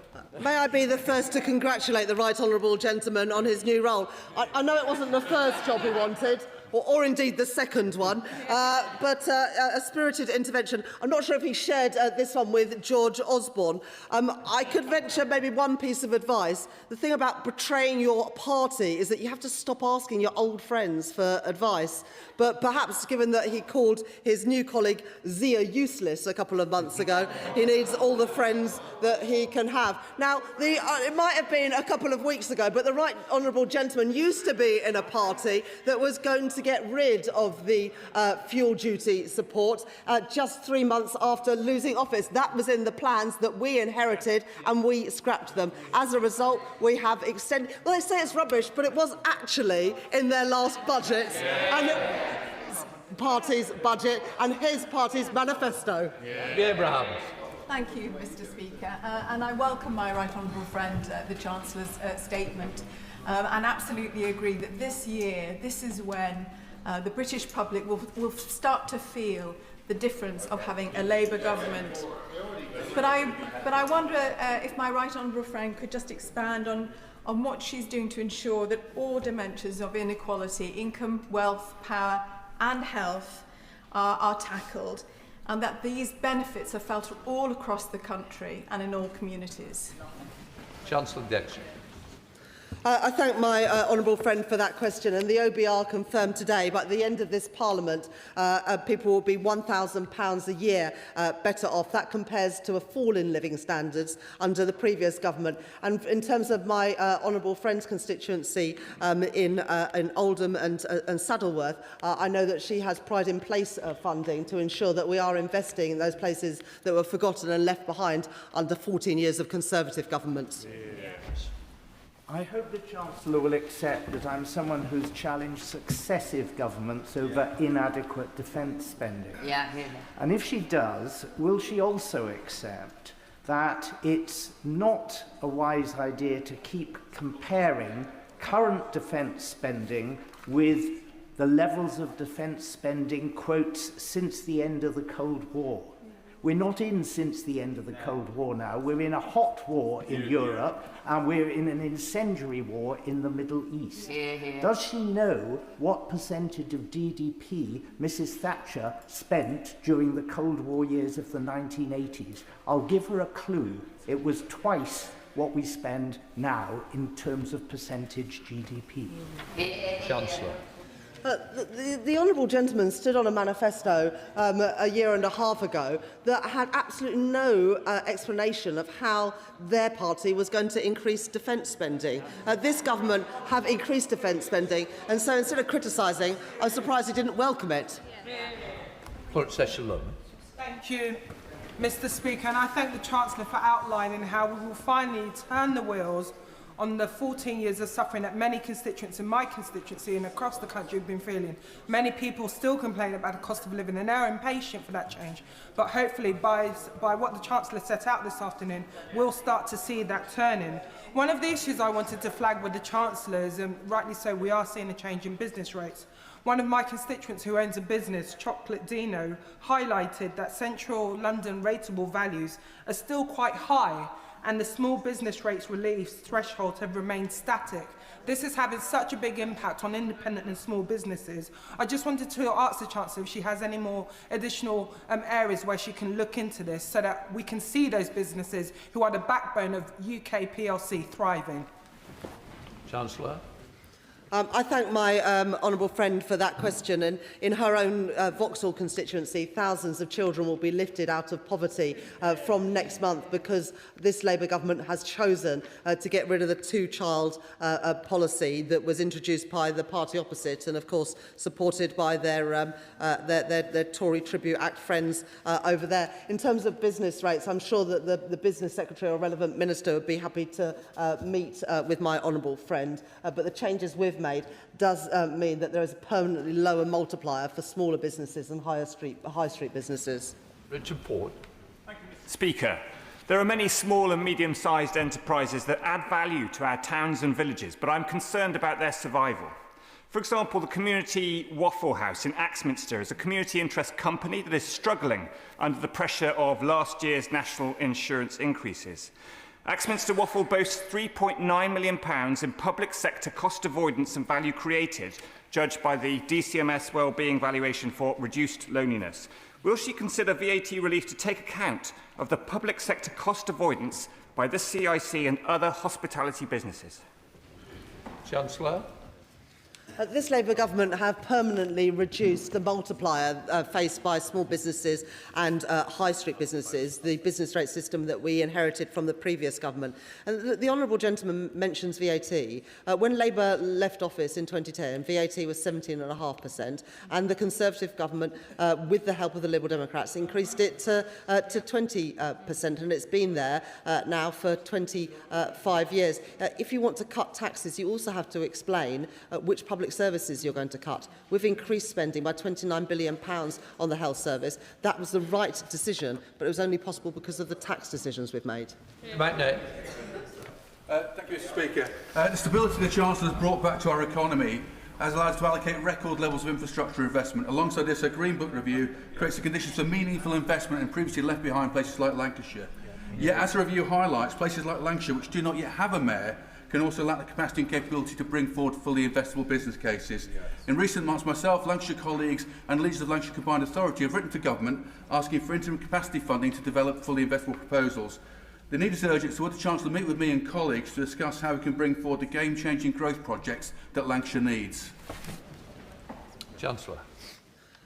I thank my honourable friend for that question, and he's a strong advocate for his constituents in Rossendale and Darwin, and also was a big advocate for the reforms to the Green Book that we managed to bring in at the budget last year. And because of those changes, we will now look more favourably at investment opportunities in urban areas and in rural areas, in coastal communities, and in places that have been left behind. And be very keen to welcome any suggestions for specific investments in his constituency, either through the British Business Bank, UK Export Finance or the National Wealth Fund, all of which have had its budgets expanded under this Labour government. Thank you, Mr Speaker. The Chancellor stands there and says that living standards are up and the economy is growing, but people can see the reality in their everyday lives.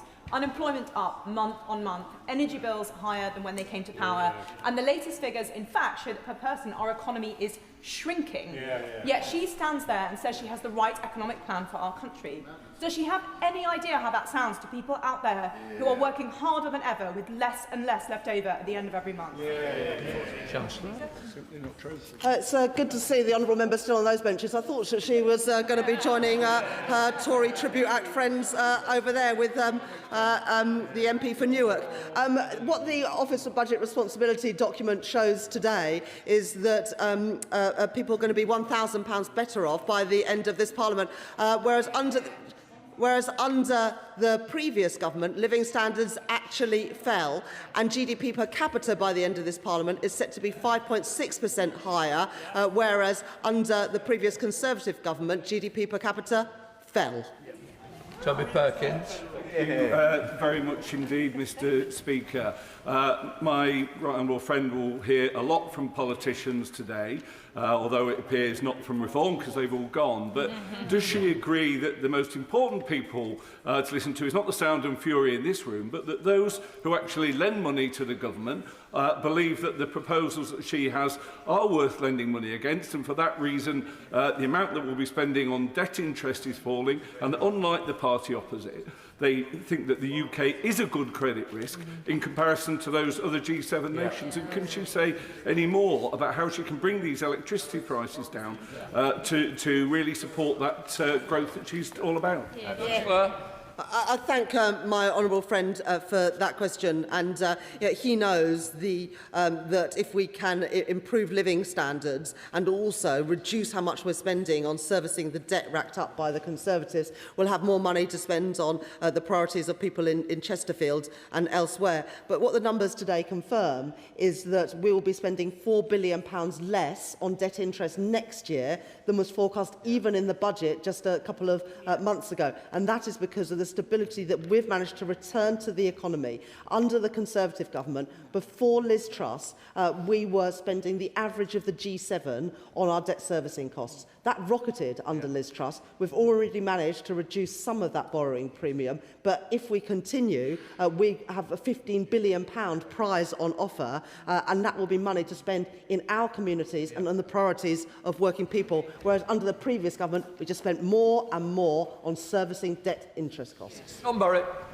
Mr. Speaker, the result in Gorton and Denton shows voters want bolder action from politicians against sky-high privatised bills and rents, and no families left struggling in poverty. So, will the Chancellor listen and scrap her dysfunctional fiscal rules and start with scrapping the overall family benefit cap, which still means over 200,000 children aren't getting the help they need to live, if not a nice life, at least one without needless, grinding hardship? Chancellor. Thank you, Mr. Speaker. I believe in fair taxes, and I believe the wealthy should pay their fair share. But I do believe in doing so in a credible way, which actually delivers for our constituents. That's why, in my two budgets, I've ended the non-dom loophole, charged VAT and business rates on private school fees, raised capital gains tax and introduced a high-value property tax, which I believe that the Green Party actually oppose in London. The honourable member failed to mention her party's policy on defence and defence spending. This is important, especially now. We know that the Green Party want to leave NATO. She doesn't want to say it, but it is her party's policy. Alison Taylor. Thank you, Mr. Speaker. Does the Chancellor agree that sound management of the economy has provided the fiscal headroom to invest in large infrastructure projects? And can she contrast that with Scotland, where the SNP government cancelled the Glasgow Airport railway link and sold off the land at a loss? Chancellor. Well, to be honest, when the SNP get involved in infrastructure projects like trying to build a couple of ferries, it all seems to go horribly wrong, which is why, despite the fact that they've had a record settlement from us, NHS waiting lists in Scotland continue to increase, whilst in England and Wales, under Labour governments, they're falling. Graham Stewart. Mr. Speaker, business has been crushed by the taxes brought in by this Chancellor. And, of course, just a year ago, in a fairly gloomy forecast by the OBR then, they were suggesting 1.8% GDP growth, 1.8 over the forecast period. That has now been reduced to 1.5%. And if the central mission of this Chancellor and supposedly this government is economic growth, how can it be that she can stand there today and say it's working when on her central directive, the central mission, it's been marked by the OBR that she's going in exactly the wrong direction, making all our constituents poorer? Can she please explain that to the House? Chancellor. That is just completely wrong. What the OBR say today is that people will be £1,000 a year better off by the end of the forecast period, that GDP per capita will increase by 5.6% after having fallen under the previous government, and growth, productivity growth, was revised down, yes, at the budget because of the policies of the previous government. It has not been revised today. Rosie Wright. Thank you, Mr. Speaker. I was a young person whilst the Tories were in power, and the reality is they locked my generation out of home ownership, and living standards were worse than our parents, and public services that we relied on growing up were cut because of decisions made by their government. And I remember the mini-budget that meant that I saw interest rates on my student loan rise. A student loan that is so high because of the plan that they introduced under the coalition government and because they changed maintenance loans to maintenance grants to loans. So does my right honourable friend agree that it's only the Labour Party that can change this country for young people, and they finally have a government that will match their ambition? Chancellor. I thank my honourable friend for that question. And when I was visiting Kettering with my honourable friend recently, it was just ahead of the investment, the capital investment in a new SEND provision in her constituency, so that more young people, some of the most vulnerable, can be educated locally in Kettering with better outcomes for them. In terms of student finances, the last government lost control of inflation, and of course student loans under Plan 2 and other schemes is linked to inflation. Because we have reduced inflation, we will be reducing how much people pay in interest on their student loans, and that is the best way for helping them. And I hear some shouting from the opposite benches. Inflation went to more than 11% when they were in government, and they froze the threshold. On Plan 2 student loans, which they introduced for many years. Sammy Wilson. Mr. Speaker, the Chancellor raised a laugh at the start of her statement today when she said that she was following the right policies for this country. Policies which have resulted in lowered economic growth, higher unemployment, people staggering under an increased tax burden, and businesses being damaged by employment taxes. And yet she has shown no change. Why has she not addressed the issues of lowering the cost of employing people, of reducing the tax burden on hard-working people to help them with the cost of living crisis, and of reducing energy prices which have been driven up by the net zero policies followed by this government? Does she realise that people will be angered and amazed at her complacency today? Well, Madam Deputy Speaker, GDP per capita, which is what matters in people's everyday lives, has been revised up 5.6% over the course of this Parliament. Unemployment is set to fall in every year and end the Parliament at a lower rate than it started. We're taking £150 off energy bills from next month. And in the spending review last year, we announced a record settlement for the Northern Ireland Executive, and I can confirm today that that settlement increases further by £380 million over 3 years for Ardell spending and £10 million for capital spending, money that you can spend on the priorities of the people in Northern Ireland. Catherine West. Thank you very much, Madam Deputy Speaker, and could I commend the Chancellor for her laser-like focus on young people, including apprenticeship starts and also maintenance grants. And could I ask her to work with the Education Secretary so that by the autumn, when we know exactly the impact of this awful war in the Middle East, whether there's any help that can be given to graduates so that they can become the next people to get mortgages and get onto the housing ladder? I thank my honourable friend for that question, and the £800 million that we're spending on the youth guarantee, the increase in money we're spending on further education and apprenticeships will all benefit young people, including the 60% of young people who never go to university. But we are also reintroducing maintenance grants for the poorest students to help them. We are also reducing inflation, which will mean that people pay less back every month on their student loans. And my honourable friend rightly mentions that it is the budget where we set out a major fiscal policy. But I would also say, with the events that are unfolding in the Middle East and Iran at the moment, we do need to make sure that we can fund all of the government's priorities and all the priorities of our constituents. Ben Obsejecti. Madam Speaker. We've heard several different discussions here on defence today, but may I remind the Chancellor that yesterday morning an Iranian Shahed drone struck the runway at RAF Akrotiri. Now, that wasn't taken out by any counter-drone technology because that was due to be announced in the Defence Investment Plan that the Armed Forces Minister informed me was due to be announced in autumn 2025. It's now spring 2026 and we still haven't seen the Defence Investment Plan. We've had a budget since then and we've now had the spring forecast. Could the Chancellor assure us that all of the recommendations that are pledged to by the government will be delivered from the SDR in the Defence Investment Plan when it's announced? Chancellor. Well, I can assure you that we'll be able to do an awful lot more because we're increasing defence spending compared to the legacy that was left by the Conservative government. The biggest increase in defence spending since the Cold War because of the decisions that we have made as a government and because of the decisions that our Prime Minister made at the weekend. We're degrading the capability of Iran to continue these attacks. Luke Murphy.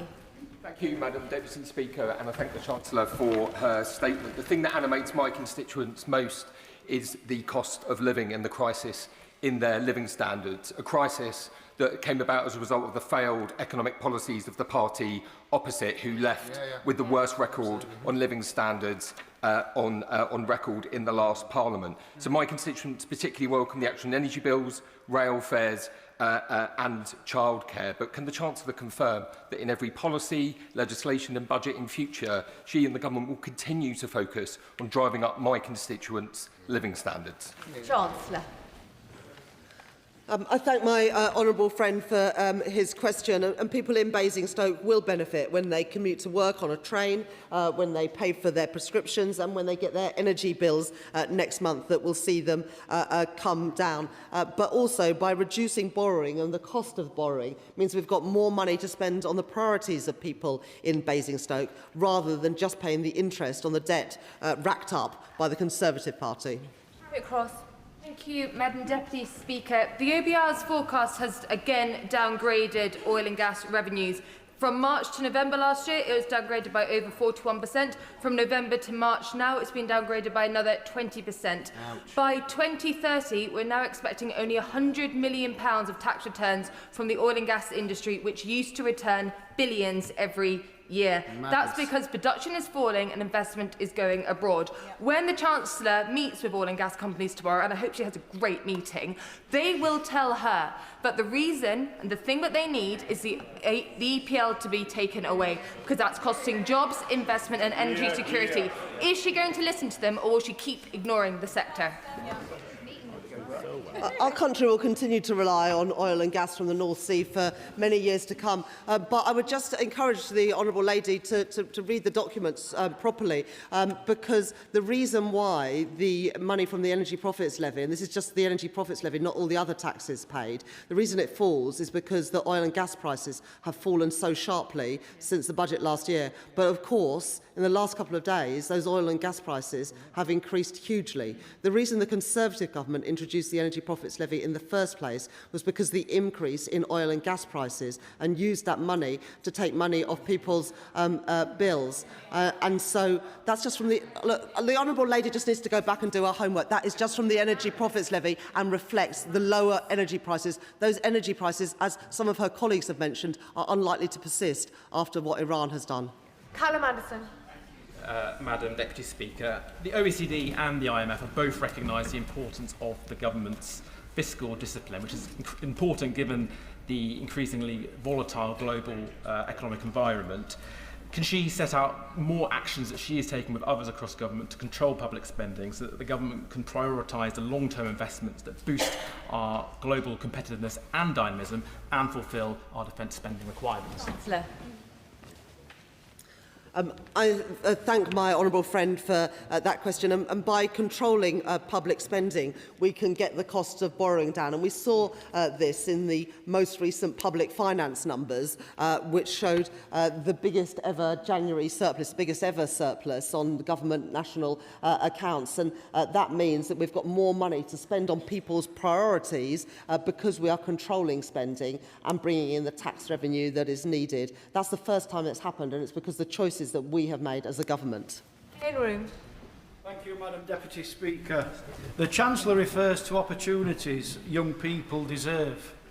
However, hundreds of college students in my constituency of North Devon have spent days and weeks unable to travel to college due to flooding and rail closures. Can the government confirm that it will invest in their life chances by doing more to upgrading our transport infrastructure, especially our rural railway lines, such as the Tarka line in North Devon, because it's not working at present? I'm very happy to ask the Secretary of State for Transport or one of her ministers to meet with the honourable gentleman to talk about the specific issues in his constituency. We are committed as a government, as he knows, to increase capital investment by £120 billion over the course of this Parliament, because we know how important that infrastructure is, whether it's energy infrastructure to get down energy bills, rail infrastructure to get people to work, or digital infrastructure to make the most of the AI revolution. Dame Griffith. Indeed, Madam Deputy Speaker. Well, I recognise the wisdom of increasing budget headroom, and I very much welcome the record budget settlement the Chancellor has given to Welsh Government so that they can fund and improve public services. But to fund this, can she explain how she is ensuring that those with the most wealth pay their fair share, so that our Welsh Labour aspiration of fairness you can feel becomes a reality for my constituents in Llanelli? I thank my my honourable friend for that question, and I also want to take this opportunity to confirm that because of the choices in today's spring forecast, the settlement for the Welsh Government over the next 3 fiscal years will mean an additional £540 million RDEL and 15 million CDEL to spend on the priorities of the Welsh people. Specifically on ensuring that the wealthiest pay their fair share, that's something that is very important to me and to this government, which is why we've introduced VAT and business rates on private schools, why we've got rid of the non-dom tax status and are introducing a high-value council tax to ensure that it is those with the broadest shoulders who pay their fair share, and as a result we need to ask less from ordinary working people. Ben Lake. Small businesses form a critical role of the economy of places such as Ceredigion and Preseli, and as the Chancellor will know, increased energy costs has been a real pressure on the ability of small businesses to operate in recent years. And so can I ask the Chancellor, in light of the events of the weekend and the crisis in the Middle East, what consideration is the government giving to additional support to help small businesses meet the rising energy costs?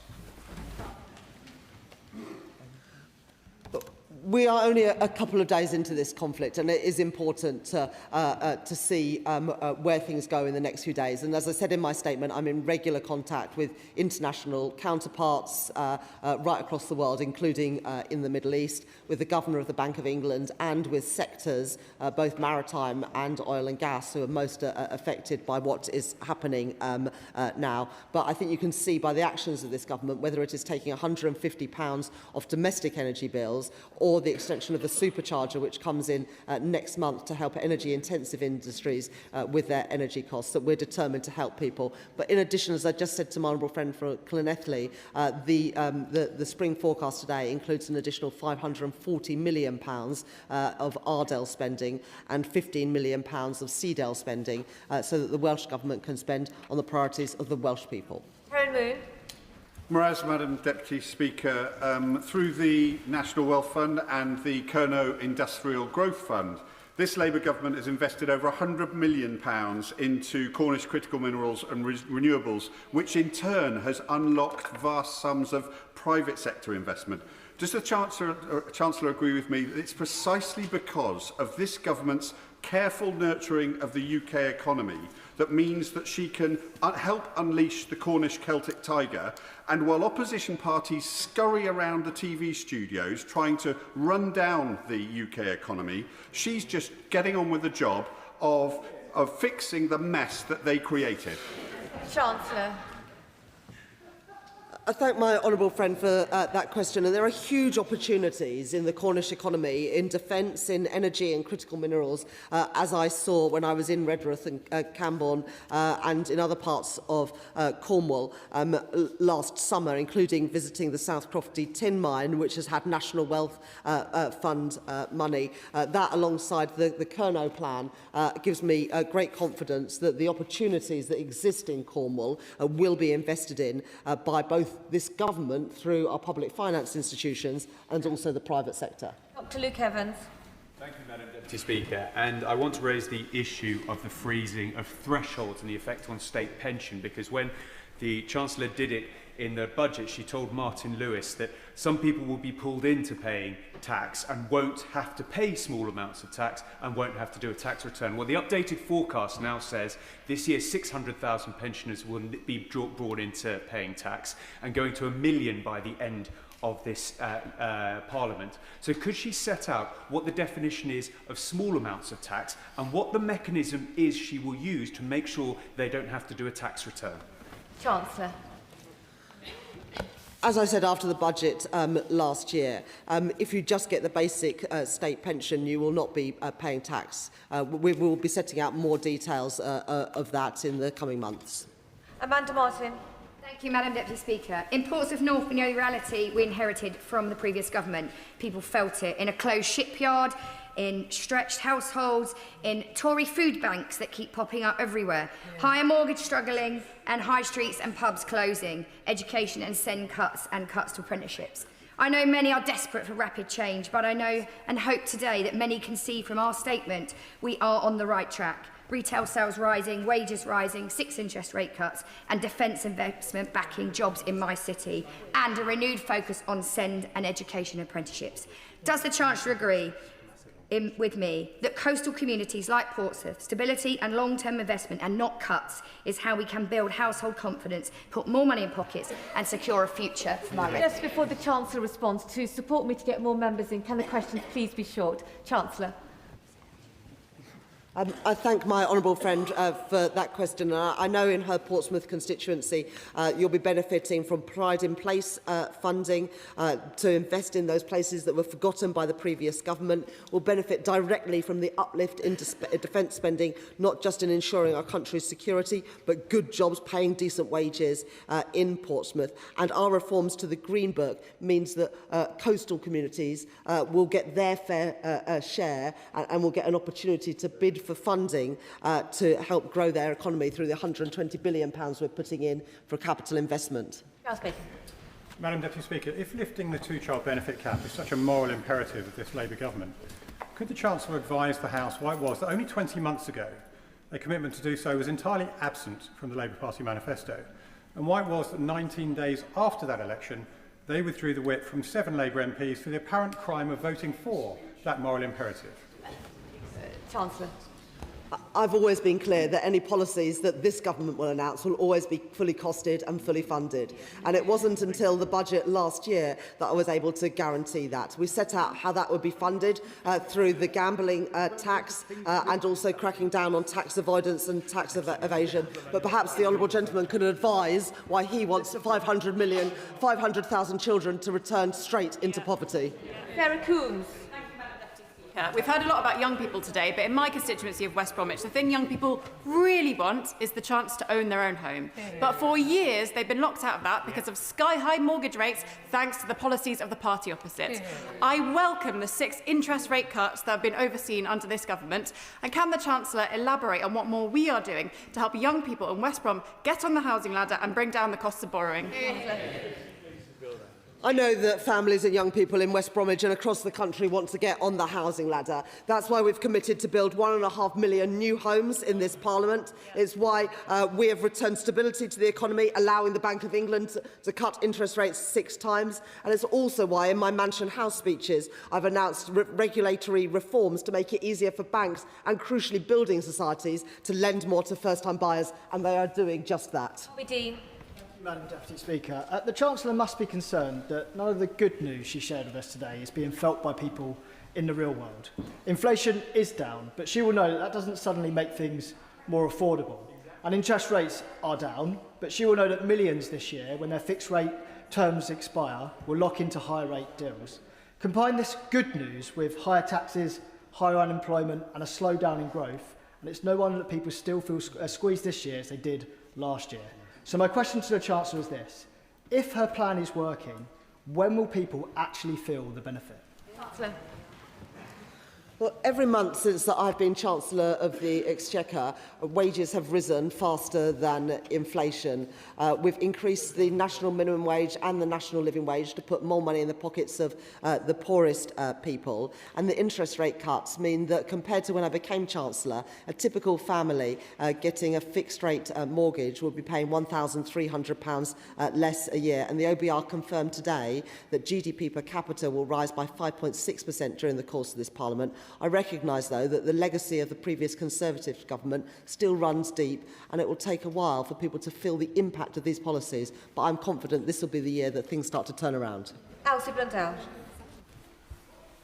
Serena Brackenridge. Thank you, Madam Deputy Speaker. Does the Chancellor agree that restoring confidence and hope for families in Wolverhampton and Willinghall is achieved by a stable economy, with borrowing falling, debt interest falling and inflation falling faster than expected, moving away from the chaos of spiralling mortgage rates to the stability of falling rates? Chancellor. Well, I was very pleased to spend some time in my honourable friend's constituency recently, where we met a family who are now able to get on the housing ladder because of those reduction in interest rates. And so instead of living with mum and dad, that couple and their young child are now able to get a home of their own. That's only possible because of the stability that we've returned to the economy, giving the Bank of England space to cut interest rates 6 times since I became Chancellor. Good. Thank you, Madam Deputy Speaker. The Chancellor claimed to be cutting debt, but she will know that the OBR Economic and Fiscal Outlook at paragraph 5.9 says public sector net borrowing is forecast to increase public sector net debt in each year by an average of £92 billion. So to avoid misleading the House, will she correct the record? Chancellor. The OBR have revised down the level of debt in every year of the forecast. Elsie Blundell, are we ready? Thank you, Madam Deputy Speaker. I would like to thank the Chancellor for her statement and the decisions that she's taken to ensure the stability of our public finances so that we can improve our public services. As the Chancellor will know, the number of individuals within the probation system is at an all-time high, with violent reoffending perpetuating the cycle of crime and leaving the public at risk. What steps will be taken by the Treasury to drive down the number of staffing vacancies within the probation service, ensuring that those within it are working relentlessly in reducing reoffending and ensuring the safety of the community that we represent? As Chancellor, my responsibility is to make sure that in the spending review we had fair settlements for every department, including a big uplift in the settlement for the Ministry of Justice, so that we can invest in probation staff, in prison officers and indeed in prisons, which were full to bursting point when we came into government because of the legacy of the previous government. Kirsty Blackman. It's not just an uncertain period for North Sea workers, it is a crisis, and it's been a crisis for years. Investment has completely disappeared, jobs are being hemorrhaged, and now it's being made even more clear why we need a homegrown energy supply, why we cannot rely on importing from overseas. Will the Chancellor, as she meets North Sea leaders tomorrow, listen to their calls on the EPL, give confidence in the future of the industry, and ensure that my constituency and those across the UK don't continue to hemorrhage these jobs? I thank the Honourable Lady for that question, and I'm meeting the North Sea oil and gas sector tomorrow because of the huge volatility that we are seeing in oil and gas prices at the moment.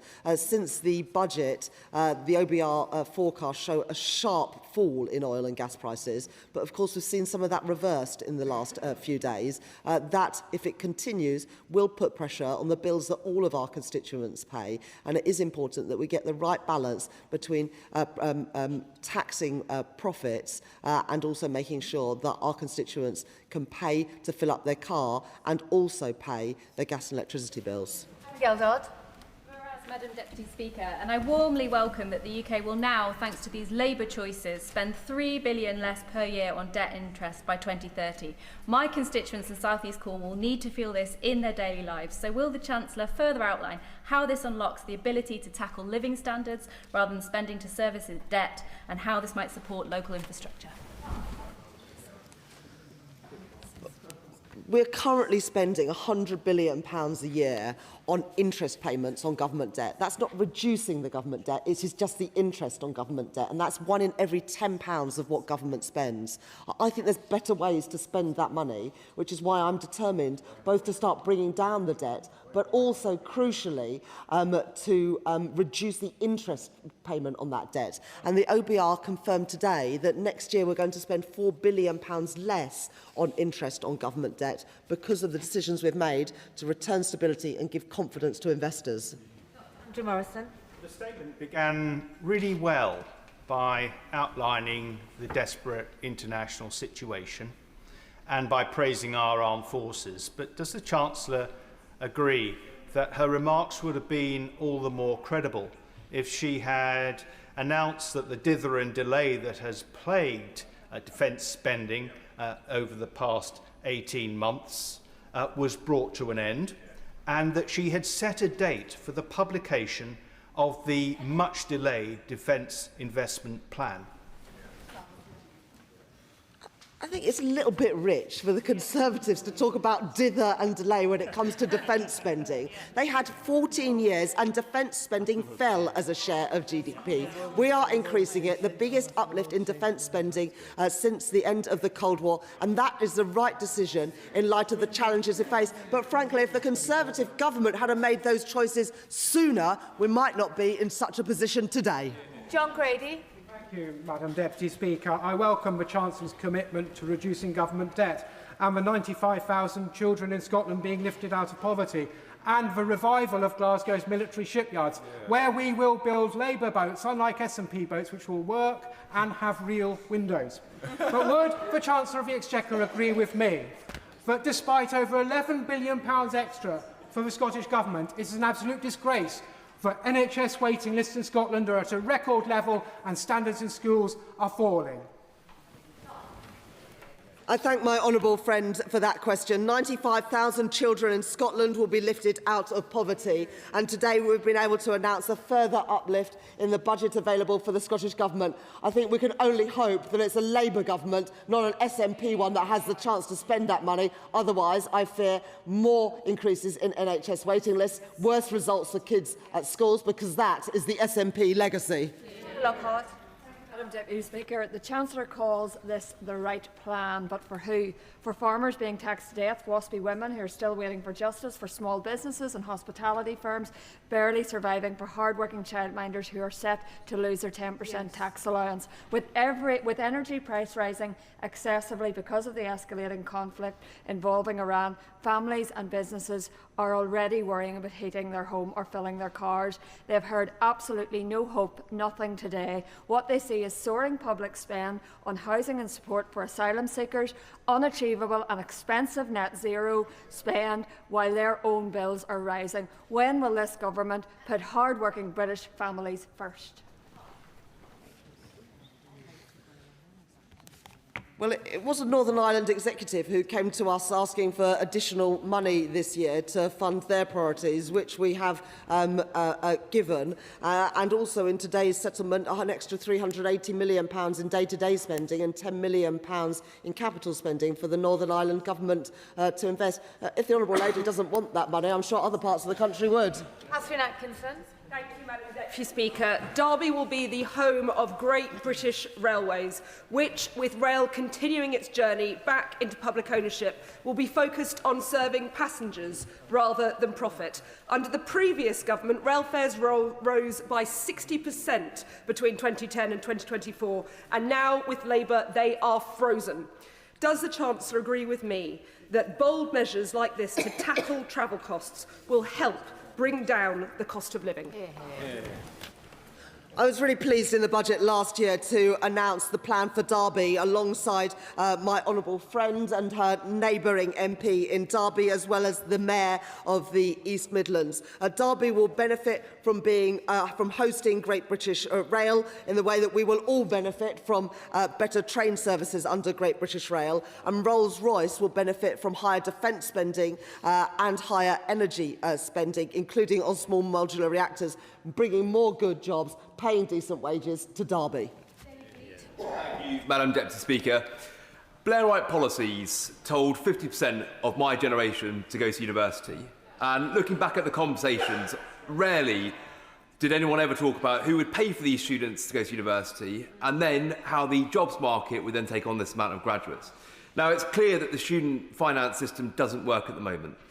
And the goalposts keep shifting with government policies. I think there is a cross-party view that something does need to be done about this. So does the Chancellor view this as a serious issue, and what does she plan to do about it? The view of the electorate just 18 months ago was that it was time to get rid of the Conservatives because of the broken system that they had left, whether it was student finances, the NHS, our prisons, our schools that were crumbling, and as a result, he's sitting on those benches, and I expect it will be for many years to come. Finger. Thank you, Madam Deputy Speaker. Does my right honourable friend agree with me that we saw from the Shadow Chancellor's performance that the number of times that a politician points their finger is often inversely proportional to the number of valid points they make?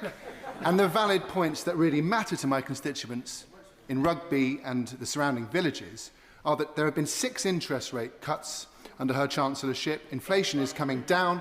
We have the highest growth of European nations in the G7, and far too much more to mention here, Madam Deputy Speaker.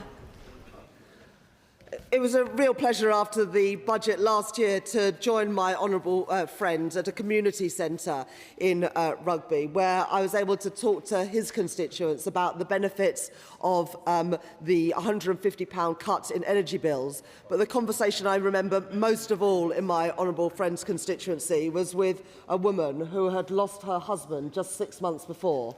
She had 4 children and would benefit because of the changes that we had made by getting rid of the 2-child limit. That's a conversation I won't forget, and it's the difference that we are making as a party in government. Thank you, Madam Deputy Speaker. Monkton Elm Garden Centre, with its 400-cover restaurant employing 120 staff, have been hit by a £70,000 increase in their business rates this year as part of a £178,000 cost put on by the last budget. What they would like to know from the Chancellor is if the government won't accept the 5% cut in VAT that Liberal Democrats would fund from a tax on bank levies, by the way, not from cutting services, would the Chancellor nonetheless extend the 15% discount to pubs on their business rates to restaurants and give our local businesses the support they need and give everyone the boost they want to see in our economy? Thank you, Madam Deputy Speaker. As the honourable gentleman knows, we are currently conducting a review of how the Valuation Office calculates business rates, including for our hospitality sector. But the last time the Liberal Democrats were in office and they had a choice over VAT policy, they increased it from 17.5% to 20%. So I'm not really sure why the public should believe that this time there's somehow going to be different. Graham Downey. Deputy Speaker, and can I thank the Chancellor in her statement for acknowledging the incredible contribution of the workforce at Rosyth in the rollout of the Type 31 frigate just last week. And I also thank the Chancellor for the ongoing investment in energy infrastructure, particularly as we see increasing challenges in the Middle East coming towards energy bills. Can I ask her, as she has done up to now, to make sure that we keep an eye on that situation with energy bills and that we're making sure we're investing wherever possible for our future energy security, but also to help people in the short term where necessary? It was a real honour for me to be able to visit my honourable friend's constituency and see the Type 31 frigates being built there. This government is investing in defence and also investing in the skills of our young people so that they can get the jobs in these expanding sectors, unlike the SNP government in Scotland, who aren't investing in our young people. And as a result, too many defence companies are having to bring in labour from abroad because of the SNP's dislike of defence spending. Thank you, Madam Deputy Speaker. For all the Chancellor's words about forecasts, reality bites when the real unemployment figures are examined. 5.2% today, the highest point since the pandemic, and youth unemployment at a considerable high. So instead of relying on forecasts that are never, ever right, how many more people need to lose their job? And throughout this forecast. The BRC and OBR staff greatly appreciate Richard's leadership over his 5 years in office, and we hope that this forecast continues his commitment to rigour, objectivity and transparency. In a demonstration of their joint leadership, David and Tom will, in a moment together, run us through a summary of the forecast that we've just published, after which they'll take questions, both from those here today and those joining us online. If you're watching online, you could submit questions at any time on Slido, which you could access via the link on our website. Before that, I should start by thanking, on behalf of the Budget Responsibility Committee, staff at the OBR, the Treasury, and in other government departments for their expertise, perseverance and flexibility in putting this latest forecast together. Of course, all of the analysis and conclusions continue to represent the BRC's own independent judgments. With that, let's hear from David first and then Tom. Thanks, Laura. Good afternoon, everybody. This is this spring forecast from the OBR is really an interim update on the economic fiscal outlook ahead of the next budget. But as many of you will know, today is not the day to provide a formal assessment, a pass-fail judgment almost, on whether the government's on track to hit its fiscal targets. And that's precisely because it is not a budget, it's not a major fiscal event, and the intention of the government is to have one fiscal event a year, one budget. And it makes sense that the formal assessment of whether the government's on track to hit its fiscal target should be made at that point, when the government has made adjustments to the fiscal position, partly in the light of the OBR's so-called pre-forecast, pre-policy forecast as to what would happen in the absence of any changes. So today what we do is provide an updated and I think broad picture of the economic and fiscal outlook. As you would anticipate, the military action in Iran and right across the Middle East began as we were finalizing the forecast, and the events of the past 3 days do one thing, which is just illustrate how quickly the economic environment can change. And there is indeed a great deal of emphasis on our forecast today about the range of uncertainties around a central forecast. And it's a central forecast which hasn't been updated just in the last 48 hours to reflect some movements in market prices. Some of those movements are very substantial. Oil prices are up at least 12% or so on where they were on Friday, and a little bit more relative to the point at which we took a fix on the market expectations of both the spot prices and the futures prices. Gas prices up considerably more than that. It's not right, though, I think, to assume that all the market developments over the last week or so have been in the direction of making the economic and fiscal outcomes more difficult. For example, stock prices, despite having fallen rather a lot in the last couple of days, are still rather above the point at which we took our estimate of market determinants a few weeks back. And gilt yields, as people will know, have risen very substantially in the last 48 hours, but they sit around about where they were when we took our estimate of the market yield curve and where that might be going a few weeks ago. This EFO, as I say, focuses very much not just on a central forecast, but on a range of possible outcomes either side of it. That range is large, and we give estimates in the book on the probabilities that economic and fiscal aggregates fall within ranges either side of the central forecast. One thing that hasn't changed very much in the last few days, and indeed in the last several months, is that this is a forecast made, and this is a government that faces a situation which is very challenging fiscally. The chart on the right illustrates just how much in the UK the stock of debt relative to GDP has increased, a reflection, of course, of what's in the left-hand chart there, which is the scale of borrowing. Governments for many years now have been borrowing around about 5% of GDP a year, despite plans at many past fiscal events to try and bring that down. There's been a series of shocks and ongoing low productivity, which has made it very difficult to bring borrowing down, and successive governments have set out medium-term plans to reduce borrowing, which have subsequently often been pushed back due to the impact, as I say, both of shocks and ongoing extremely low rates of growth of productivity, at least by historic standards. At the same time as borrowing has been high and the stock of debt has moved to unusually high levels, the tax take out of GDP, as this chart illustrates, has been on a rising trajectory for several years. Indeed, looks set to reach a level which is amongst the highest, probably is the highest, since the end of the Second World War. And I would say that both what's happened to the tax take, which is a determined effort to control the growth of debt, and what has happened to the scale of borrowing and the size of fiscal deficits really are symptoms of, more than anything, one underlying cause, which has been a very slow growth in productivity, which really goes back at least to the financial crisis of, what now, 17, almost 18 years ago.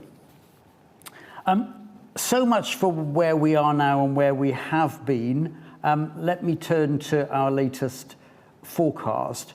And I think the central forecast really hasn't moved very dramatically from where we were in November, where we assumed that productivity growth would run at around about a level of 1% a year. That was a central forecast, considerable uncertainty about it, something I'll come back to in just a moment. There has been a slight change in our assumption about labour supply, largely driven by what was really a substantial change in the Office for National Statistics assessment of the scale of net immigration, and more specifically a change in their measure of net emigration by British nationals, which is now estimated to have been very large relative to the previous forecast, something like 85 to 90,000 a year, more people leaving the UK net than the ONS had thought. We've taken that on board and assumed that that higher level of net emigration of British nationals runs at a level which is actually pretty close to the average over a longer period now, and reduces the scale of net immigration by around about 60,000 a year, which has knock-on impacts on the size of the labour force in the UK,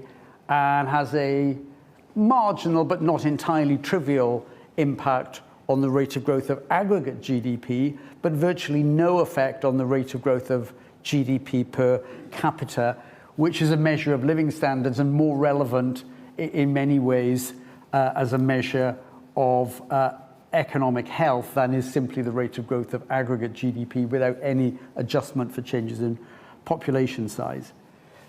Growth at the end of last year was disappointingly weak, and for the first few months of this year doesn't seem to have picked up very strongly. And so on the back of that, something which we judge to be a temporary cyclical slowdown more than a structural event that shows that growth is going to be significantly weaker than we thought back in November. But on the back of that, it does mean that our projection for the most likely rate of growth for the economy this year is a bit lower than it was in November, having been reduced to about 1.1%. But because that is judged to be a cyclical short-run event which increases the amount of slack in the economy, as that slack gets used up gradually over the next 4 years, it actually means that growth from this point forward is a little bit higher than we thought in November, to take the level of GDP pretty close to where we thought it would be a few months back.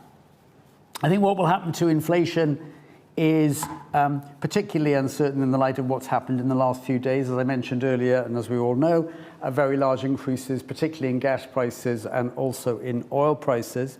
Our central expectation had been that inflation would fall back toward the Bank of England's 2% target during the course of this year and be about at that level at the end of the year. There must be more uncertainty about that right now, although I would note that if one is thinking about the inflation impact of what's happening to oil and gas prices, I think it's more relevant to look at futures prices than spot prices, and the futures prices of both oil and gas have not spiked up anything like the same extent as the immediate trade prices or spot prices, which suggests that one might exaggerate the inflationary impact if one just looks at spot prices of oil and gas.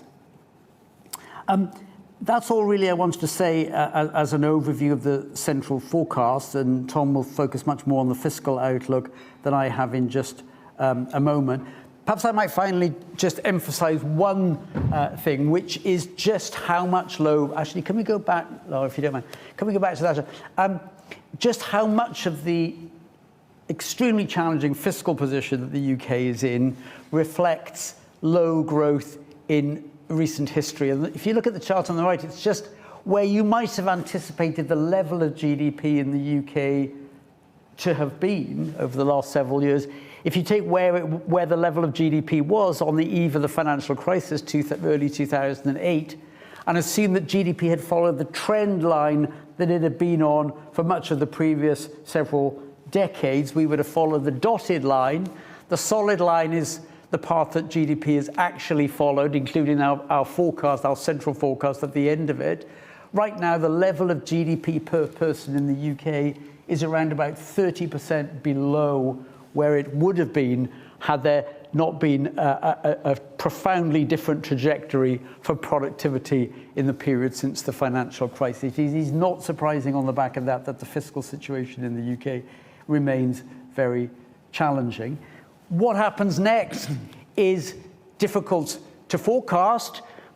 The central forecast we make about productivity growth, and I'll conclude on this point, is that it should run at around 1% a year over the next 5 years or so, and perhaps beyond. As you can see, productivity growth in different periods in British history have really been rather variable, as high as 3.5% or so, almost 4% in the 30 years between the end of the Second World War and the mid-1970s, still substantially above recent levels, running at about 2% between the mid-70s up to the financial crash, less than 0.5% in the period since 2011 up to last year. Our central assumption there is one about which there is a substantial degree of uncertainty, and in the report, and I think Tom might mention this briefly in a moment, there are alternative scenarios where productivity growth moves back up to about 1.5% rather than the 1% central forecast, or falls back to little higher than it's been over the last decade and a half.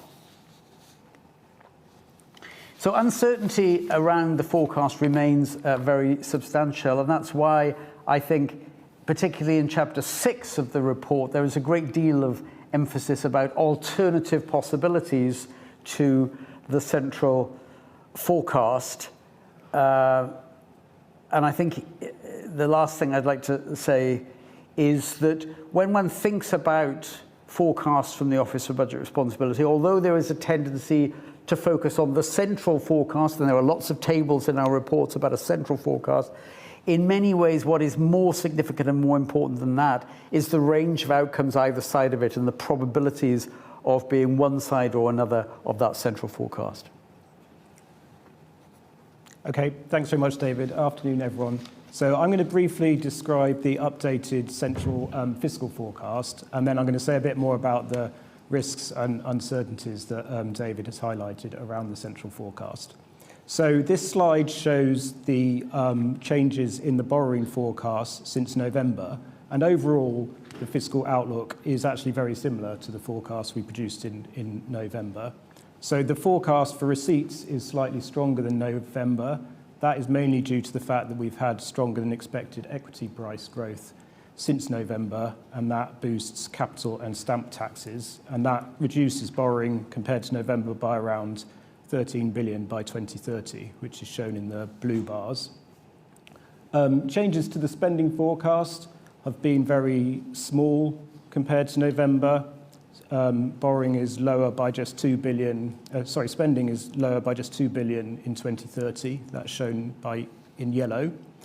And then the policies that the government has announced since the budget last November add around 4 billion a year to borrowing from next year. That's shown in green, and that is mainly support for local authorities next year, and then additional funding for special educational needs from 2028-29 onwards. And so all of that means that overall borrowing in 2030 is projected around 8 billion lower than forecast in November, and that is a very small change in the context of the uncertainties around the central forecast that David has talked about. And that means that the path for borrowing as a share of GDP looks very similar to November. It is projected to fall from 4.3% of GDP this year to 1.6% in 2030-31. And the fan chart shows the probability distribution of possible outcomes around that central forecast, reflecting the wide range of risks and uncertainties that David has talked about. That forecast decline in borrowing over the next 5 years is primarily driven by a forecast increase in the tax as a share of GDP. Again, very similar shape to November. So that is forecast to increase to just over 38% of GDP in 2030, which would be a historic high for the UK and is about 6 percentage points above the pre-COVID level. And then by contrast, spending, as you can see, is broadly flat, or projected to be broadly flat over the forecast period at around 45% of GDP, and that's around 5 percentage points above where it was pre-COVID. And so that projected fall in borrowing means that measures of public sector debt are all expected to broadly stabilise and fall very slightly towards the end of the forecast. And again, that is a very similar picture to our November forecast.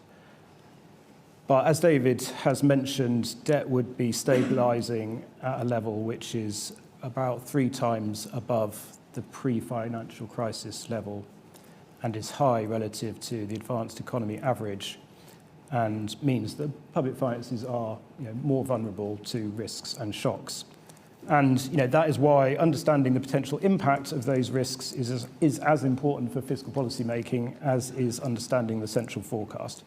So David's talked a bit about the risks from the conflict in the Middle East, which clearly creates very significant risk for the global and UK economy.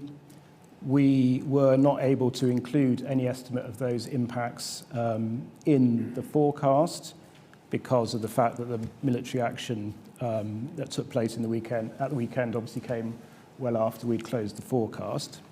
It's also the case that those impacts are, at the moment, clearly very uncertain and will depend on how the conflict evolves and the impact on energy markets, trade and financial markets. As of market close yesterday, spot oil prices were about 20% above the prices that we had used in our forecast, and gas prices about 25% above. Gas prices in particular have increased again today very significantly, I think about 50% above where we closed the forecast, but a lot of volatility today.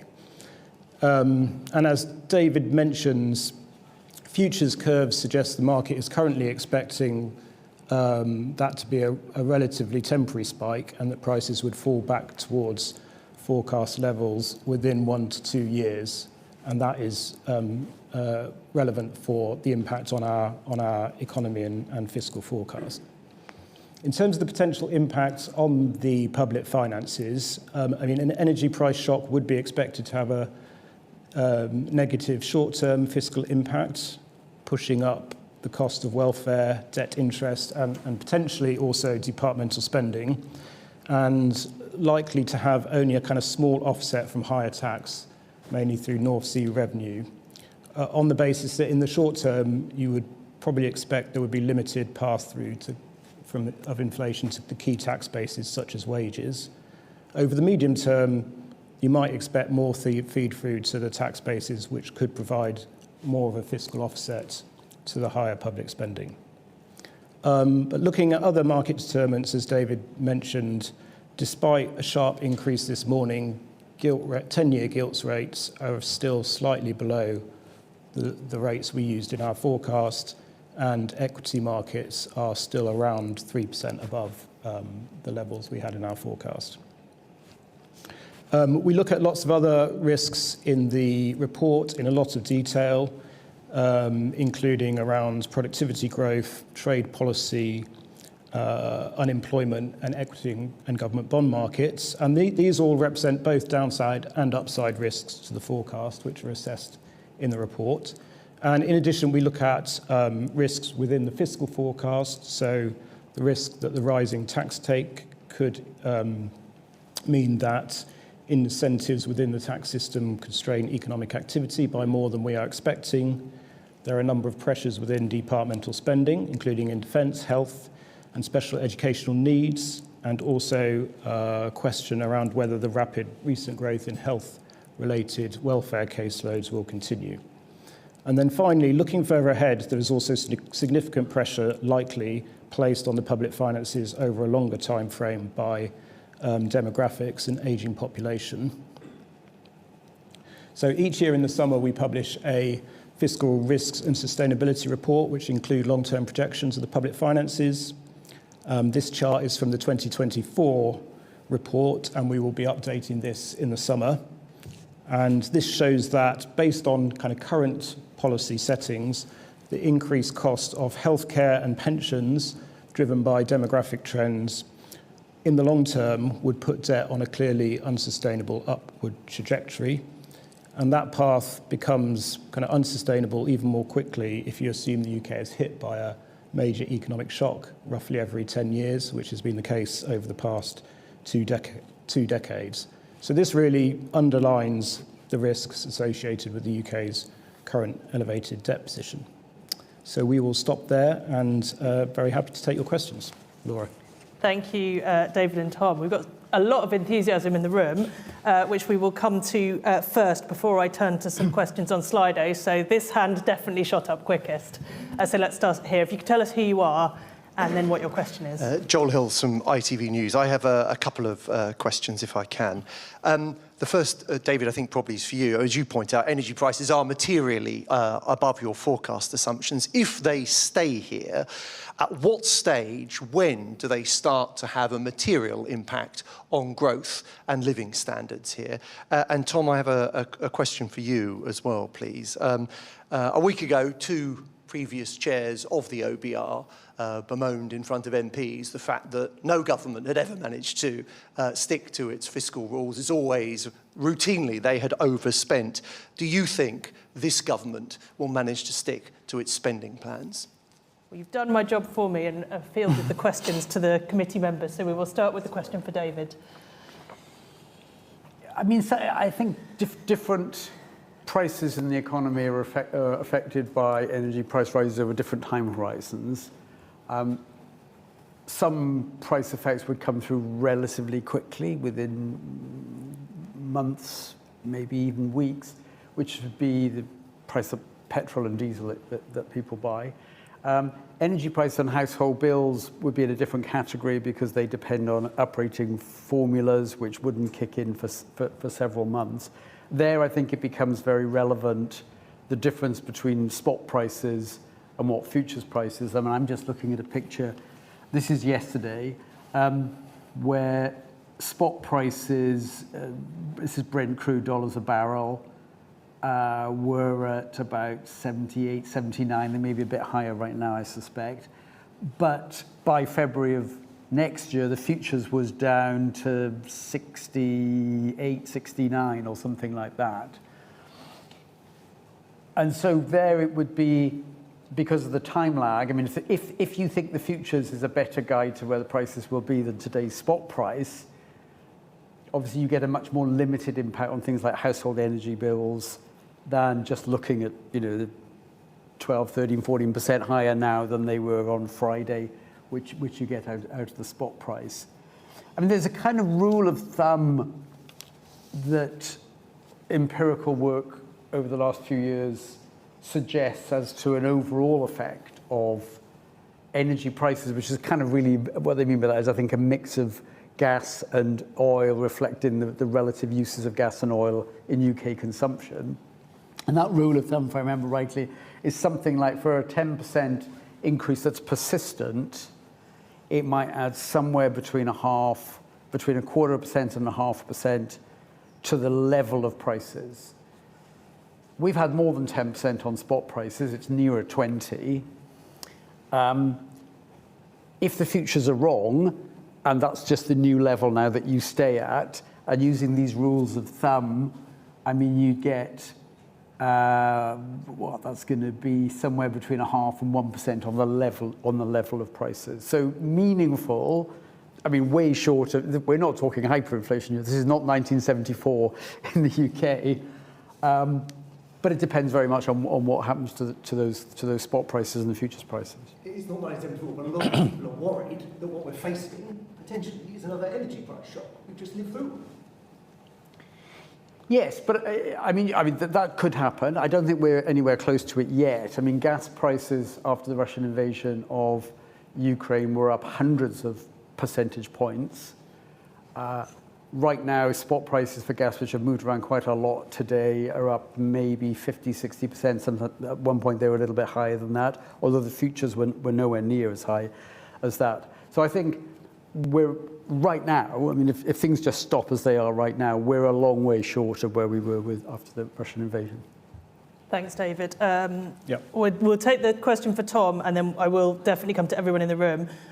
Your former bosses were out last week, but the question was about the government's spending plans. Yeah, so it is the case that we've analysed in previous reports, looking at reasons for differences between our forecast and outturn, that a big driver of that is that when it comes to allocating spending in spending reviews, governments will tend to increase the amount of spending they are doing compared to their previous plans. And that's an observation about the past. That is not to say that will happen in the future, but it's definitely happened frequently in the past. I mean, this government increased public spending substantially at their first budget in October 24, with relatively high rates of real growth in spending penciled in the kind of near term, and then lower rates of growth in the final few years of the forecast. And we do analyse in this EFO that there are significant pressures within those spending allocations, both within the current spending review period and beyond. Those are in areas such as health spending, in defence spending, obviously, given the current geopolitical situation, and pressures around special educational needs, which the government has actually provided quite a lot of additional funding for ahead of this event, but around which there are certainly still quite significant pressures. And then looking beyond the spending review period, we have some analysis of what the kind of penciled in assumption for spending growth implies for spending allocations to departments outside of those ones where the government has made a kind of clear commitment, such as in areas like health and education and defence again. And that does imply for those departments that what we call unprotected don't have that commitment in place, that they would be looking at sort of settlements of around, I think, cuts of 4.4% in real growth. So a pretty tight outlook for public spending. Thanks, Tom. OK, we'll keep going around the room. We'll work from front to back, and let's have a go asking one question each, and then I'll try and come round again. Joel didn't get us off to a good start, but we'll have a go. Hi there, Jack Barnett from The Times. You mentioned that the emigration from the UK has been substantially higher than what was previously expected. Could you just provide some colour around that as to the reasons why people are leaving in greater numbers than you previously expected? Is it to do with the increase in the tax burden? Can you just provide a bit more insight as to why it's happening? Yeah, it's a good question. I think what's actually happened is this, that the Office for National Statistics, after COVID, when it no doubt became more difficult to measure these things as much else, had come up with estimates that net emigration of British nationals, which had been running at, from memory, 80 to 90,000 a year consistently for many years, actually went to close to zero. and that's been their more recent estimates. They've now looked at their methodology and they've actually reassessed the past so that there wasn't a reduction in net emigration of British nationals from the UK, and that it actually stayed at pretty steady levels, which were about 80 to 90,000 higher than over the last 4 or 5 years than what they'd estimated. So actually what's happened is that they've reverted to a pattern which now makes the last 4 or 5 years look very similar to the previous 10. It seemed easy for us then to say, well, what do we do for the next 5 years? Well, since they've now got a sort of flattish line about the level of net emigration of Brits, let's assume that that's where we go from the future. And that's driven the 60,000 less net immigration into the UK for the rest of our forecast horizon. So I don't think it's quite a case of they've suddenly discovered that there's very many more people leaving the UK than was the case on average over the last 10, 15 years. It's rather that they've reversed an assumption that they had made, that there was a reduction in net emigration. Sorry, I'm making a song and dance about that. So in a sense, I think that the question, why that happened, sort of in a way goes away, because nothing unusual looks as if it has happened now in the last few years. Thank you. Let's go to these two gentlemen, and then we'll get to this side of the room. So David Robinson first.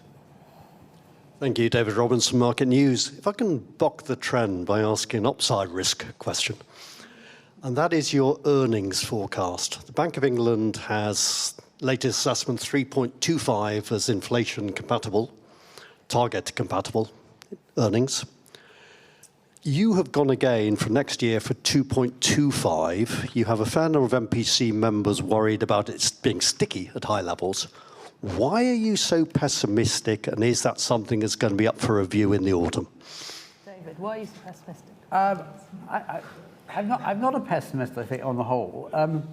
I think it's partly a reflection of an inflation forecast, which is inflation coming back down toward the target level, and it's been, as you know, David, materially above it for much of the last few years. Now, of course, that could get blown off course by what we've just been talking about and the energy situation there. That's very unclear at the moment. So it's partly that. I mean, it's also a reflection of what is pretty clearly a cooling labour market. One thing I didn't mention before was that the forecast now is for unemployment to be meaningfully higher than we thought back in November.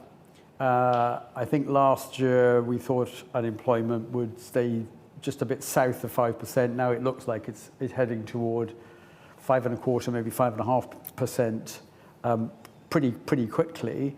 And hiring has dropped off very materially in the private sector in the UK. So it's that combination really of a central forecast where inflation does keep gradually coming down, and a weakening labour market and more slack. Now that slack goes away as you look further ahead in our forecast, but explaining the relatively low level of wage settlements, 2.25% or so next year, is really a reflection of those two things. Tom, you just want to add something? I just was going to add that, I mean, I think you're very right to highlight this judgment, because it is really important in terms of the fiscal forecast. Nominal earnings are a really big driver of the receipts outlook. I mean, that is showed by the fact that in our previous forecast at the autumn budget, despite the fact that we revised down productivity, the forecast actually improved because we had a stronger earnings forecast. And we have some scenarios in the report this time which illustrate the sensitivity of the forecast to earnings. We also have some scenarios looking at potential different paths for unemployment over the next 5 years. And an interesting result from those scenarios is that what matters for the fiscal position is not the impact so much on the welfare bill, as you might expect, but actually the impact on the earnings forecast. Thanks very much. This gentleman here next. Harrison Moore, Market News. Somewhat similar question on your scenarios on productivity growth. You say on page 13 of the report that productivity growth resulting from AI could see borrowing 50 billion lower by 2030-31. But you also have a technological displacement scenario where rising productivity leads to substitution of human labour and therefore lower tax receipts, and so borrowing 9 billion higher. So does AI at the moment pose risks both to the upside and downside, and what data will you be looking at to see on which side we may be coming out? I think there's two aspects of AI which I think are very uncertain. The first is just what does it do to productivity? And last year, or the current Nobel Prize winner, one of the current Nobel Prize winners in economics takes a particular view on that. The person that won the Nobel Prize 2 years earlier than that, and they are probably the two people in the world who've done most research on the impact of AI, is in a completely different place. So who am I to know what the answer is? Darren Acemoglu, who won the Nobel Prize a couple of years ago, thinks that actually the impact of AI on productivity over the next 10 years is next to nothing. I mean, it's just extremely small. Cumulatively over 10 years, a small fraction of 1%. Philip Aghion is one of the current winners of the Nobel Prize this year, thinks it's about 10 times bigger than that. So that's a sort of indication of the range of uncertainty about its effect on productivity. There's another aspect of the uncertainty, which is whatever impact it has on productivity, and let's assume it's meaningful and significant, is that good for employment, or at least not bad for employment, or is it very bad for employment? The very bad for employment view would be that AI is just a straight substitute for labor, and that companies that currently employ 1,000 workers will just say, well, we only need 750, and we'll produce the same output, or maybe even more, with the fruits of AI. Or another view, which is actually it's more like a complement than a substitute for labor. So it means you get the extra output and don't just produce the same amount, but you increase the productivity of your workforce, thereby making them equally attractive to employ, and it boosts output by much more than the straight substitution story, and it's a complement, and it increases the productivity of every worker that you've got. We do a couple of alternative scenarios, one of which is if you like, the pessimistic displacement one, where companies produce the same output, but they can just get rid of 20% of the workforce, and that's bad for tax revenue. I mean, it's most important. It's bad for the workers, but I mean, it's bad fiscally as well. Partly because even though it might boost profits and reduce the wage bill, the average tax out of labour income is higher than the average tax out of corporate profits. So that switch is bad fiscally. Of course, the more positive scenario is you get the productivity impact, and it comes at no cost to employment. Some of the gains of that are shared with real wages, and both profits and real wages are higher, and that's fiscally highly beneficial.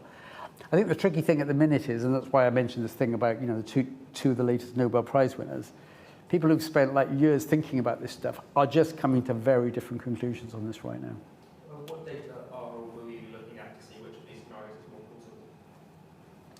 plausible? I think it's going to be tricky to be sure about which is more plausible by just looking at the monthly reports on employment and wages over the next year or even 2 years, because this really is a kind of 5-10 year phenomenon.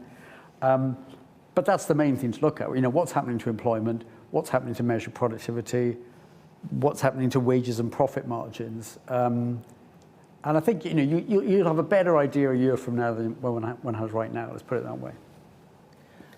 We'll go to the lady at the back, and then these two gentlemen, and then I will take some questions online. Thank you, Aaron Olser from Telegraph. I just had a question on the Middle East again. If we do see sort of persistent conflict and persistent pressure on energy prices, could you just explain a bit on how that would impact growth and unemployment in the short and the long term? Obviously, we hear a lot from factory bosses in the UK that energy prices are a major concern for them. Yeah. I mean, if we see energy prices rise as much again over the next few weeks and stay there, and that just becomes the new normal, and it's 20, 30, 40% higher energy prices, I think that's a material impact on inflation because it'll largely get passed through. It's not the kind of inflation that can help fiscally. So it's unambiguously bad news. I mean, the UK is a major importer of energy, so there's nothing good about energy prices being higher. I mean, there are some sorts of inflation which you might call domestically generated inflation, which are fiscally quite helpful, particularly when you've got threshold freezes, which then push people into higher tax bands. But this is not like that. This is all an increase in cost to the UK. It is a hit to the standard of living in the UK. It's not fiscally in any way helpful, partly because you've then got some welfare benefits that are uprated in line with inflation. So it costs the government, doesn't generate any more revenue. It's pretty much bad whichever way you look at it, on households and on the fiscal situation. I mean, it takes a bit of a while to play out.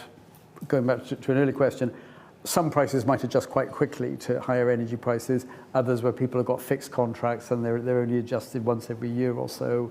And there are uplifts in the regulatory rules about how much energy pricing can go up. So it's something that will play out gradually over the rest of this year and into next year. But energy-driven higher inflation is unambiguously bad for everybody in the UK. Quick follow-up then. Sorry, yeah, and can you just say specifically what that would mean for growth and unemployment? So bad for inflation. Yeah, sure. Yeah. Well, it's also an increase in it's an increase in the cost of production, because pretty much every firm has to use energy. Some companies, of course, are extremely energy intensive, where the energy bill is a really substantial part of costs. But there's no company that employs anybody that isn't affected by this. And that's a squeeze on profitability, unless you can pass it through in higher prices. But then the question is, do you get pushback from your labour force? Probably there's some sharing of a burden. When there's an increased input price that comes from outside the country, everybody's going to have to take some pain somewhere. Part of it will show up in lower real wages. Part of it will show up in lower profitability. To the extent that there's very strong pushback in the labour market from any reduction in real wages, then the burden will fall more on reducing the levels of employment, because labour's gone up relative to the profitability of employing people. So it feeds through to real things, and not real things like employment and GDP, as well as the price level. Excellent. This gentleman here. Thank you. Tom Knowles of The Guardian. You've sort of touched upon this, but there's been quite a chunky upward revision to unemployment to 5.3% in 2026, and then revised up every year until 2029. Can you explain what's driving that? What's changed since November? And are young people going to be bearing the brunt of that rise in unemployment?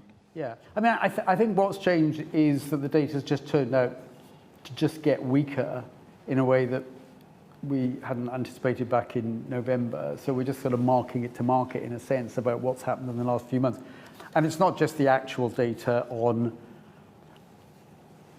unemployment and employment. It's also surveys of what it looks like companies are doing. And most of it has come about as a result of companies cutting back on new hires rather than laying lots of people off. And we haven't gone into a mass redundancy phase in the UK, thankfully. And because it's significantly on new hires, you'd expect it then to have a disproportionate impact on people joining the labour force and trying to find jobs for the first time. And that does seem to be happening. There's worrying numbers on youth unemployment in particular, where you're seeing not only the impacts of wages have been running a bit ahead of inflation and probably a bit ahead of productivity, which is why there's been a bit of an increase in the real cost of employing people. And on top of that, you've got things like minimum wage uplift as well. And we think that's got a little ways further to run. Nonetheless, further down the road, as you rightly point out, I mean, it's a forecast, a central forecast at least, in which unemployment does actually gradually then get back to the levels we think are a kind of long-run neutral for the UK, which is somewhere a bit north of 4%, and not the 5.5 or so you get, 5.3 you get to. Have you seen anything about government's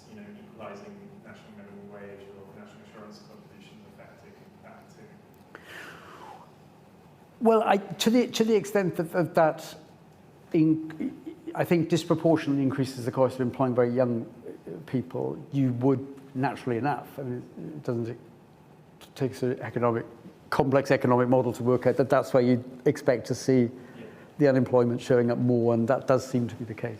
Thank you. And we'll take a question here, and then I will go to slide 8. Thank you very much. Will Hazel from the iPaper. David, you talked about the fiscal situation remaining very challenging, about that increase in fiscal headroom being very marginal. It sounds like there's no great bonanza in this forecast for the Chancellor if she were to look in the next few months, or want to look in the next few months at new spending commitments, perhaps changes to the student loan system, higher defence spending, or even greater cost of living support if these inflationary pressures continue. I think that's reasonable what you say. I don't think there's a great bonanza here. I don't think, just listening to the Chancellor speaking in the House earlier today, I don't think she was actually saying this was, a fantastic bonanza, and she outlined the scale of the change, at least in the central forecast, on the sort of headroom on the main fiscal target, which is the current balance, which has gone from, again, these are all point forecasts, and the uncertainty around them is large relative to the absolute number. I mean, we were at 27 and a bit billion, it's now nearer 24 billion. But I don't think anybody would describe, a few billion more in an economy where the government spends 1,000 billion as being a bonanza. And I don't think I heard the Chancellor saying anything inconsistent with that, really. So it's gone in the right direction, but by a very small amount in the context of uncertainty and the kind of shocks that you always expect to be hitting the economy. Thank you. Right, I should take some questions online. I'll have another look for any final questions in the room in the next few minutes. I think we'll come to you, Tom, and give David a break. I should say we've had quite a lot of questions online about the conflict in the Middle East and unemployment, including our scenarios, but I think we've covered them quite comprehensively, so I won't repeat those. So I'll talk a little bit on the spending side, Tom. To what extent do the policies to compensate local authorities for send deficits and top-up Department for Education spending solve the problem of local authority finances?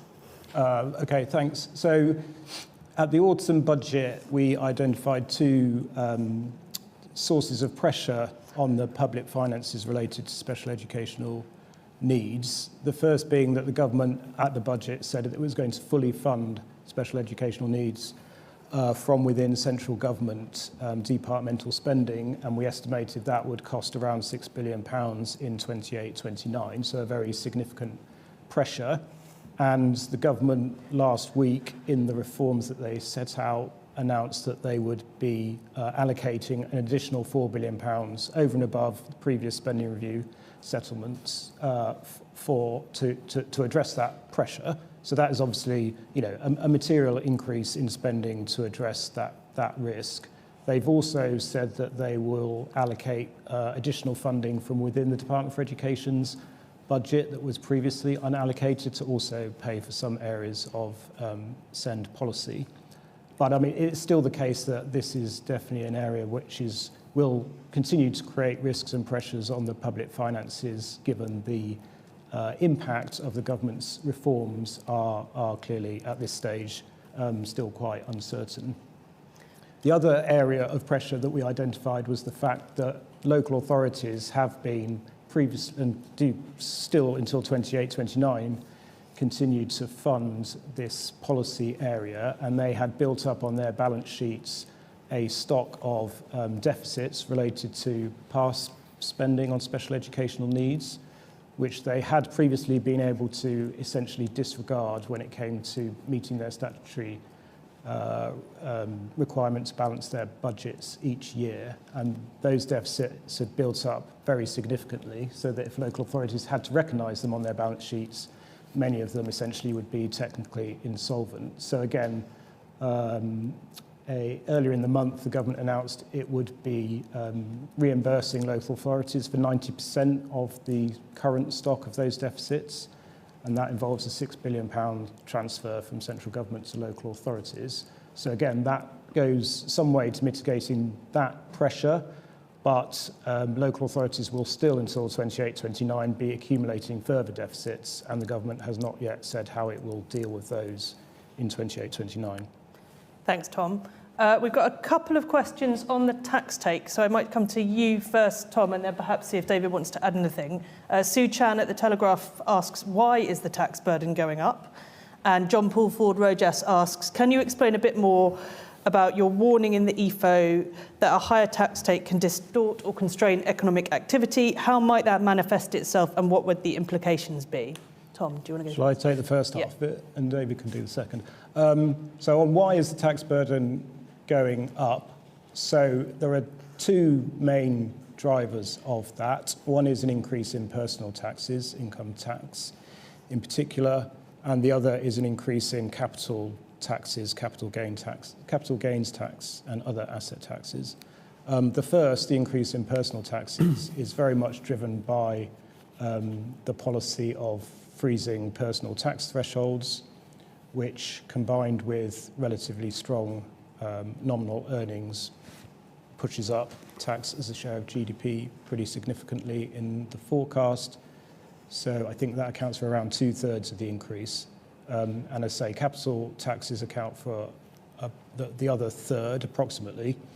And that is a combination of the fact that we assume reasonably strong asset price growth in the forecast, both in terms of equities and property in particular, and also the result of a number of policies that the government has introduced since the October 24 budget to increase the tax raise from capital taxes. David might want to say more about the potential impact on economic activity. Yeah, well, in a sense, why it's happening is that it's taking most of the burden of trying to bring the amount of borrowing down from about 5% of GDP to 1% or so of GDP. And something's got to give there. Either you, in the absence of hugely higher rates of growth in GDP, some combination of spending being controlled relative to GDP or taxes going up relative to GDP is needed to close some of that gap. And much of it has been done through a trajectory of higher tax take out of GDP. And it's very difficult, I think, to increase the tax take out of GDP without having some negative effects on incentives somewhere in the system. The incentives to work, if it's largely falling on employment income.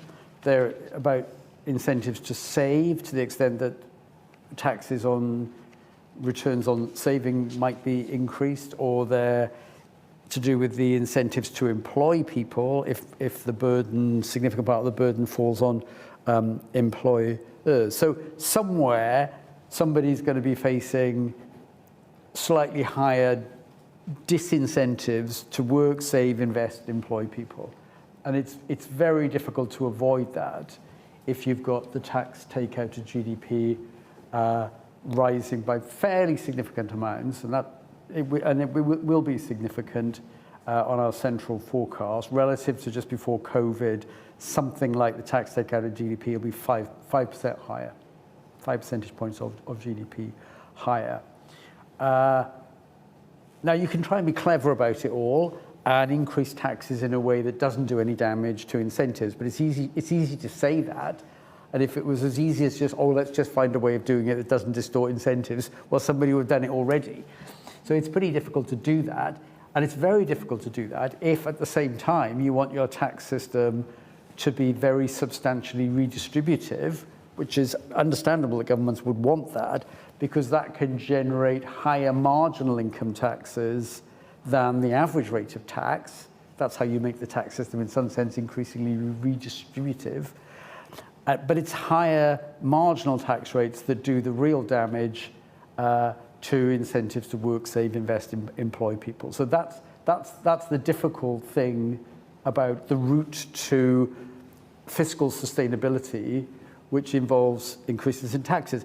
But you've got to do something. And to say that, well, do something else then, if the something else is let's squeeze spending relative to GDP, then the question is, well, So which bits do you want to squeeze? There's no easy answers there. Of course, the painless way to do it is if miraculously one could increase the rate of growth of the economy, and in particular productivity. But if we knew how to do that, we'd have done it already. So when you're in a difficult situation like this, and this is not unique to the UK, this is true for lots of rich countries, it's a bit of a hard slog, and it's going to be difficult. Thank you. Can I check if we've got any final questions in the room? Okay, let's try and make them quick, and we'll get them both in over there first. Thank you. Just on disincentives to work, do you see those as being biggest for lower earners, higher earners, or those in the middle? And what would be the drivers there? I mean, I think there are some quite high marginal tax rates at different points of the income distribution. It can affect people on relatively low earnings, particularly as people become taxpayers for the first time. There's a jump up in the marginal tax rate. And to the extent that some benefits are withdrawn as you start earning more money, that's effectively an extra tax as well. So that can affect people at the lower end of the earnings distribution. Then there's people who are, not the highest paid in the economy at all, but who can face quite high tax rates again as you increase the marginal tax rate from the income tax rate, from 20 to 40 to 45. And then you've got withdrawal of some other benefits that occurs slightly higher up the income distribution. So I think it affects people, right across the distribution of wages, really. Jack, a final question from the room down here. More of a procedural one. Are you confident you'll be able to publish your forecasts independently? Because obviously the Treasury published your forecast today at the budget in autumn. And when is the new chairman going to be announced?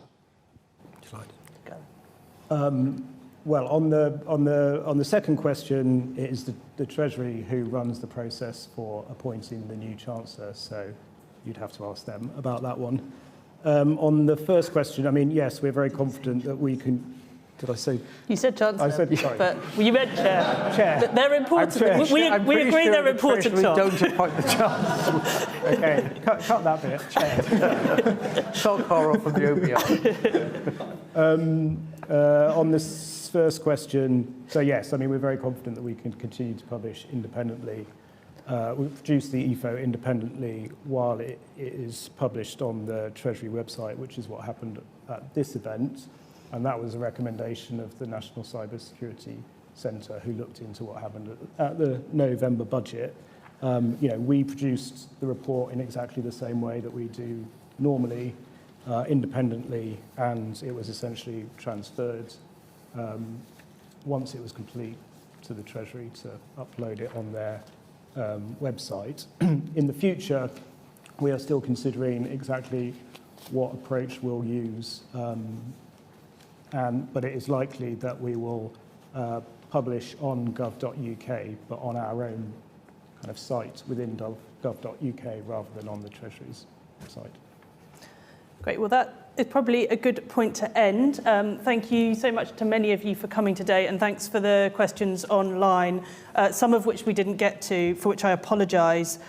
We are always happy to follow up afterwards if you have questions or require further information about the forecast we've published today. I will wrap up by saying that we look forward to seeing you at our next event, which will be following the publication of our Fiscal Risks and Sustainability report in the summer.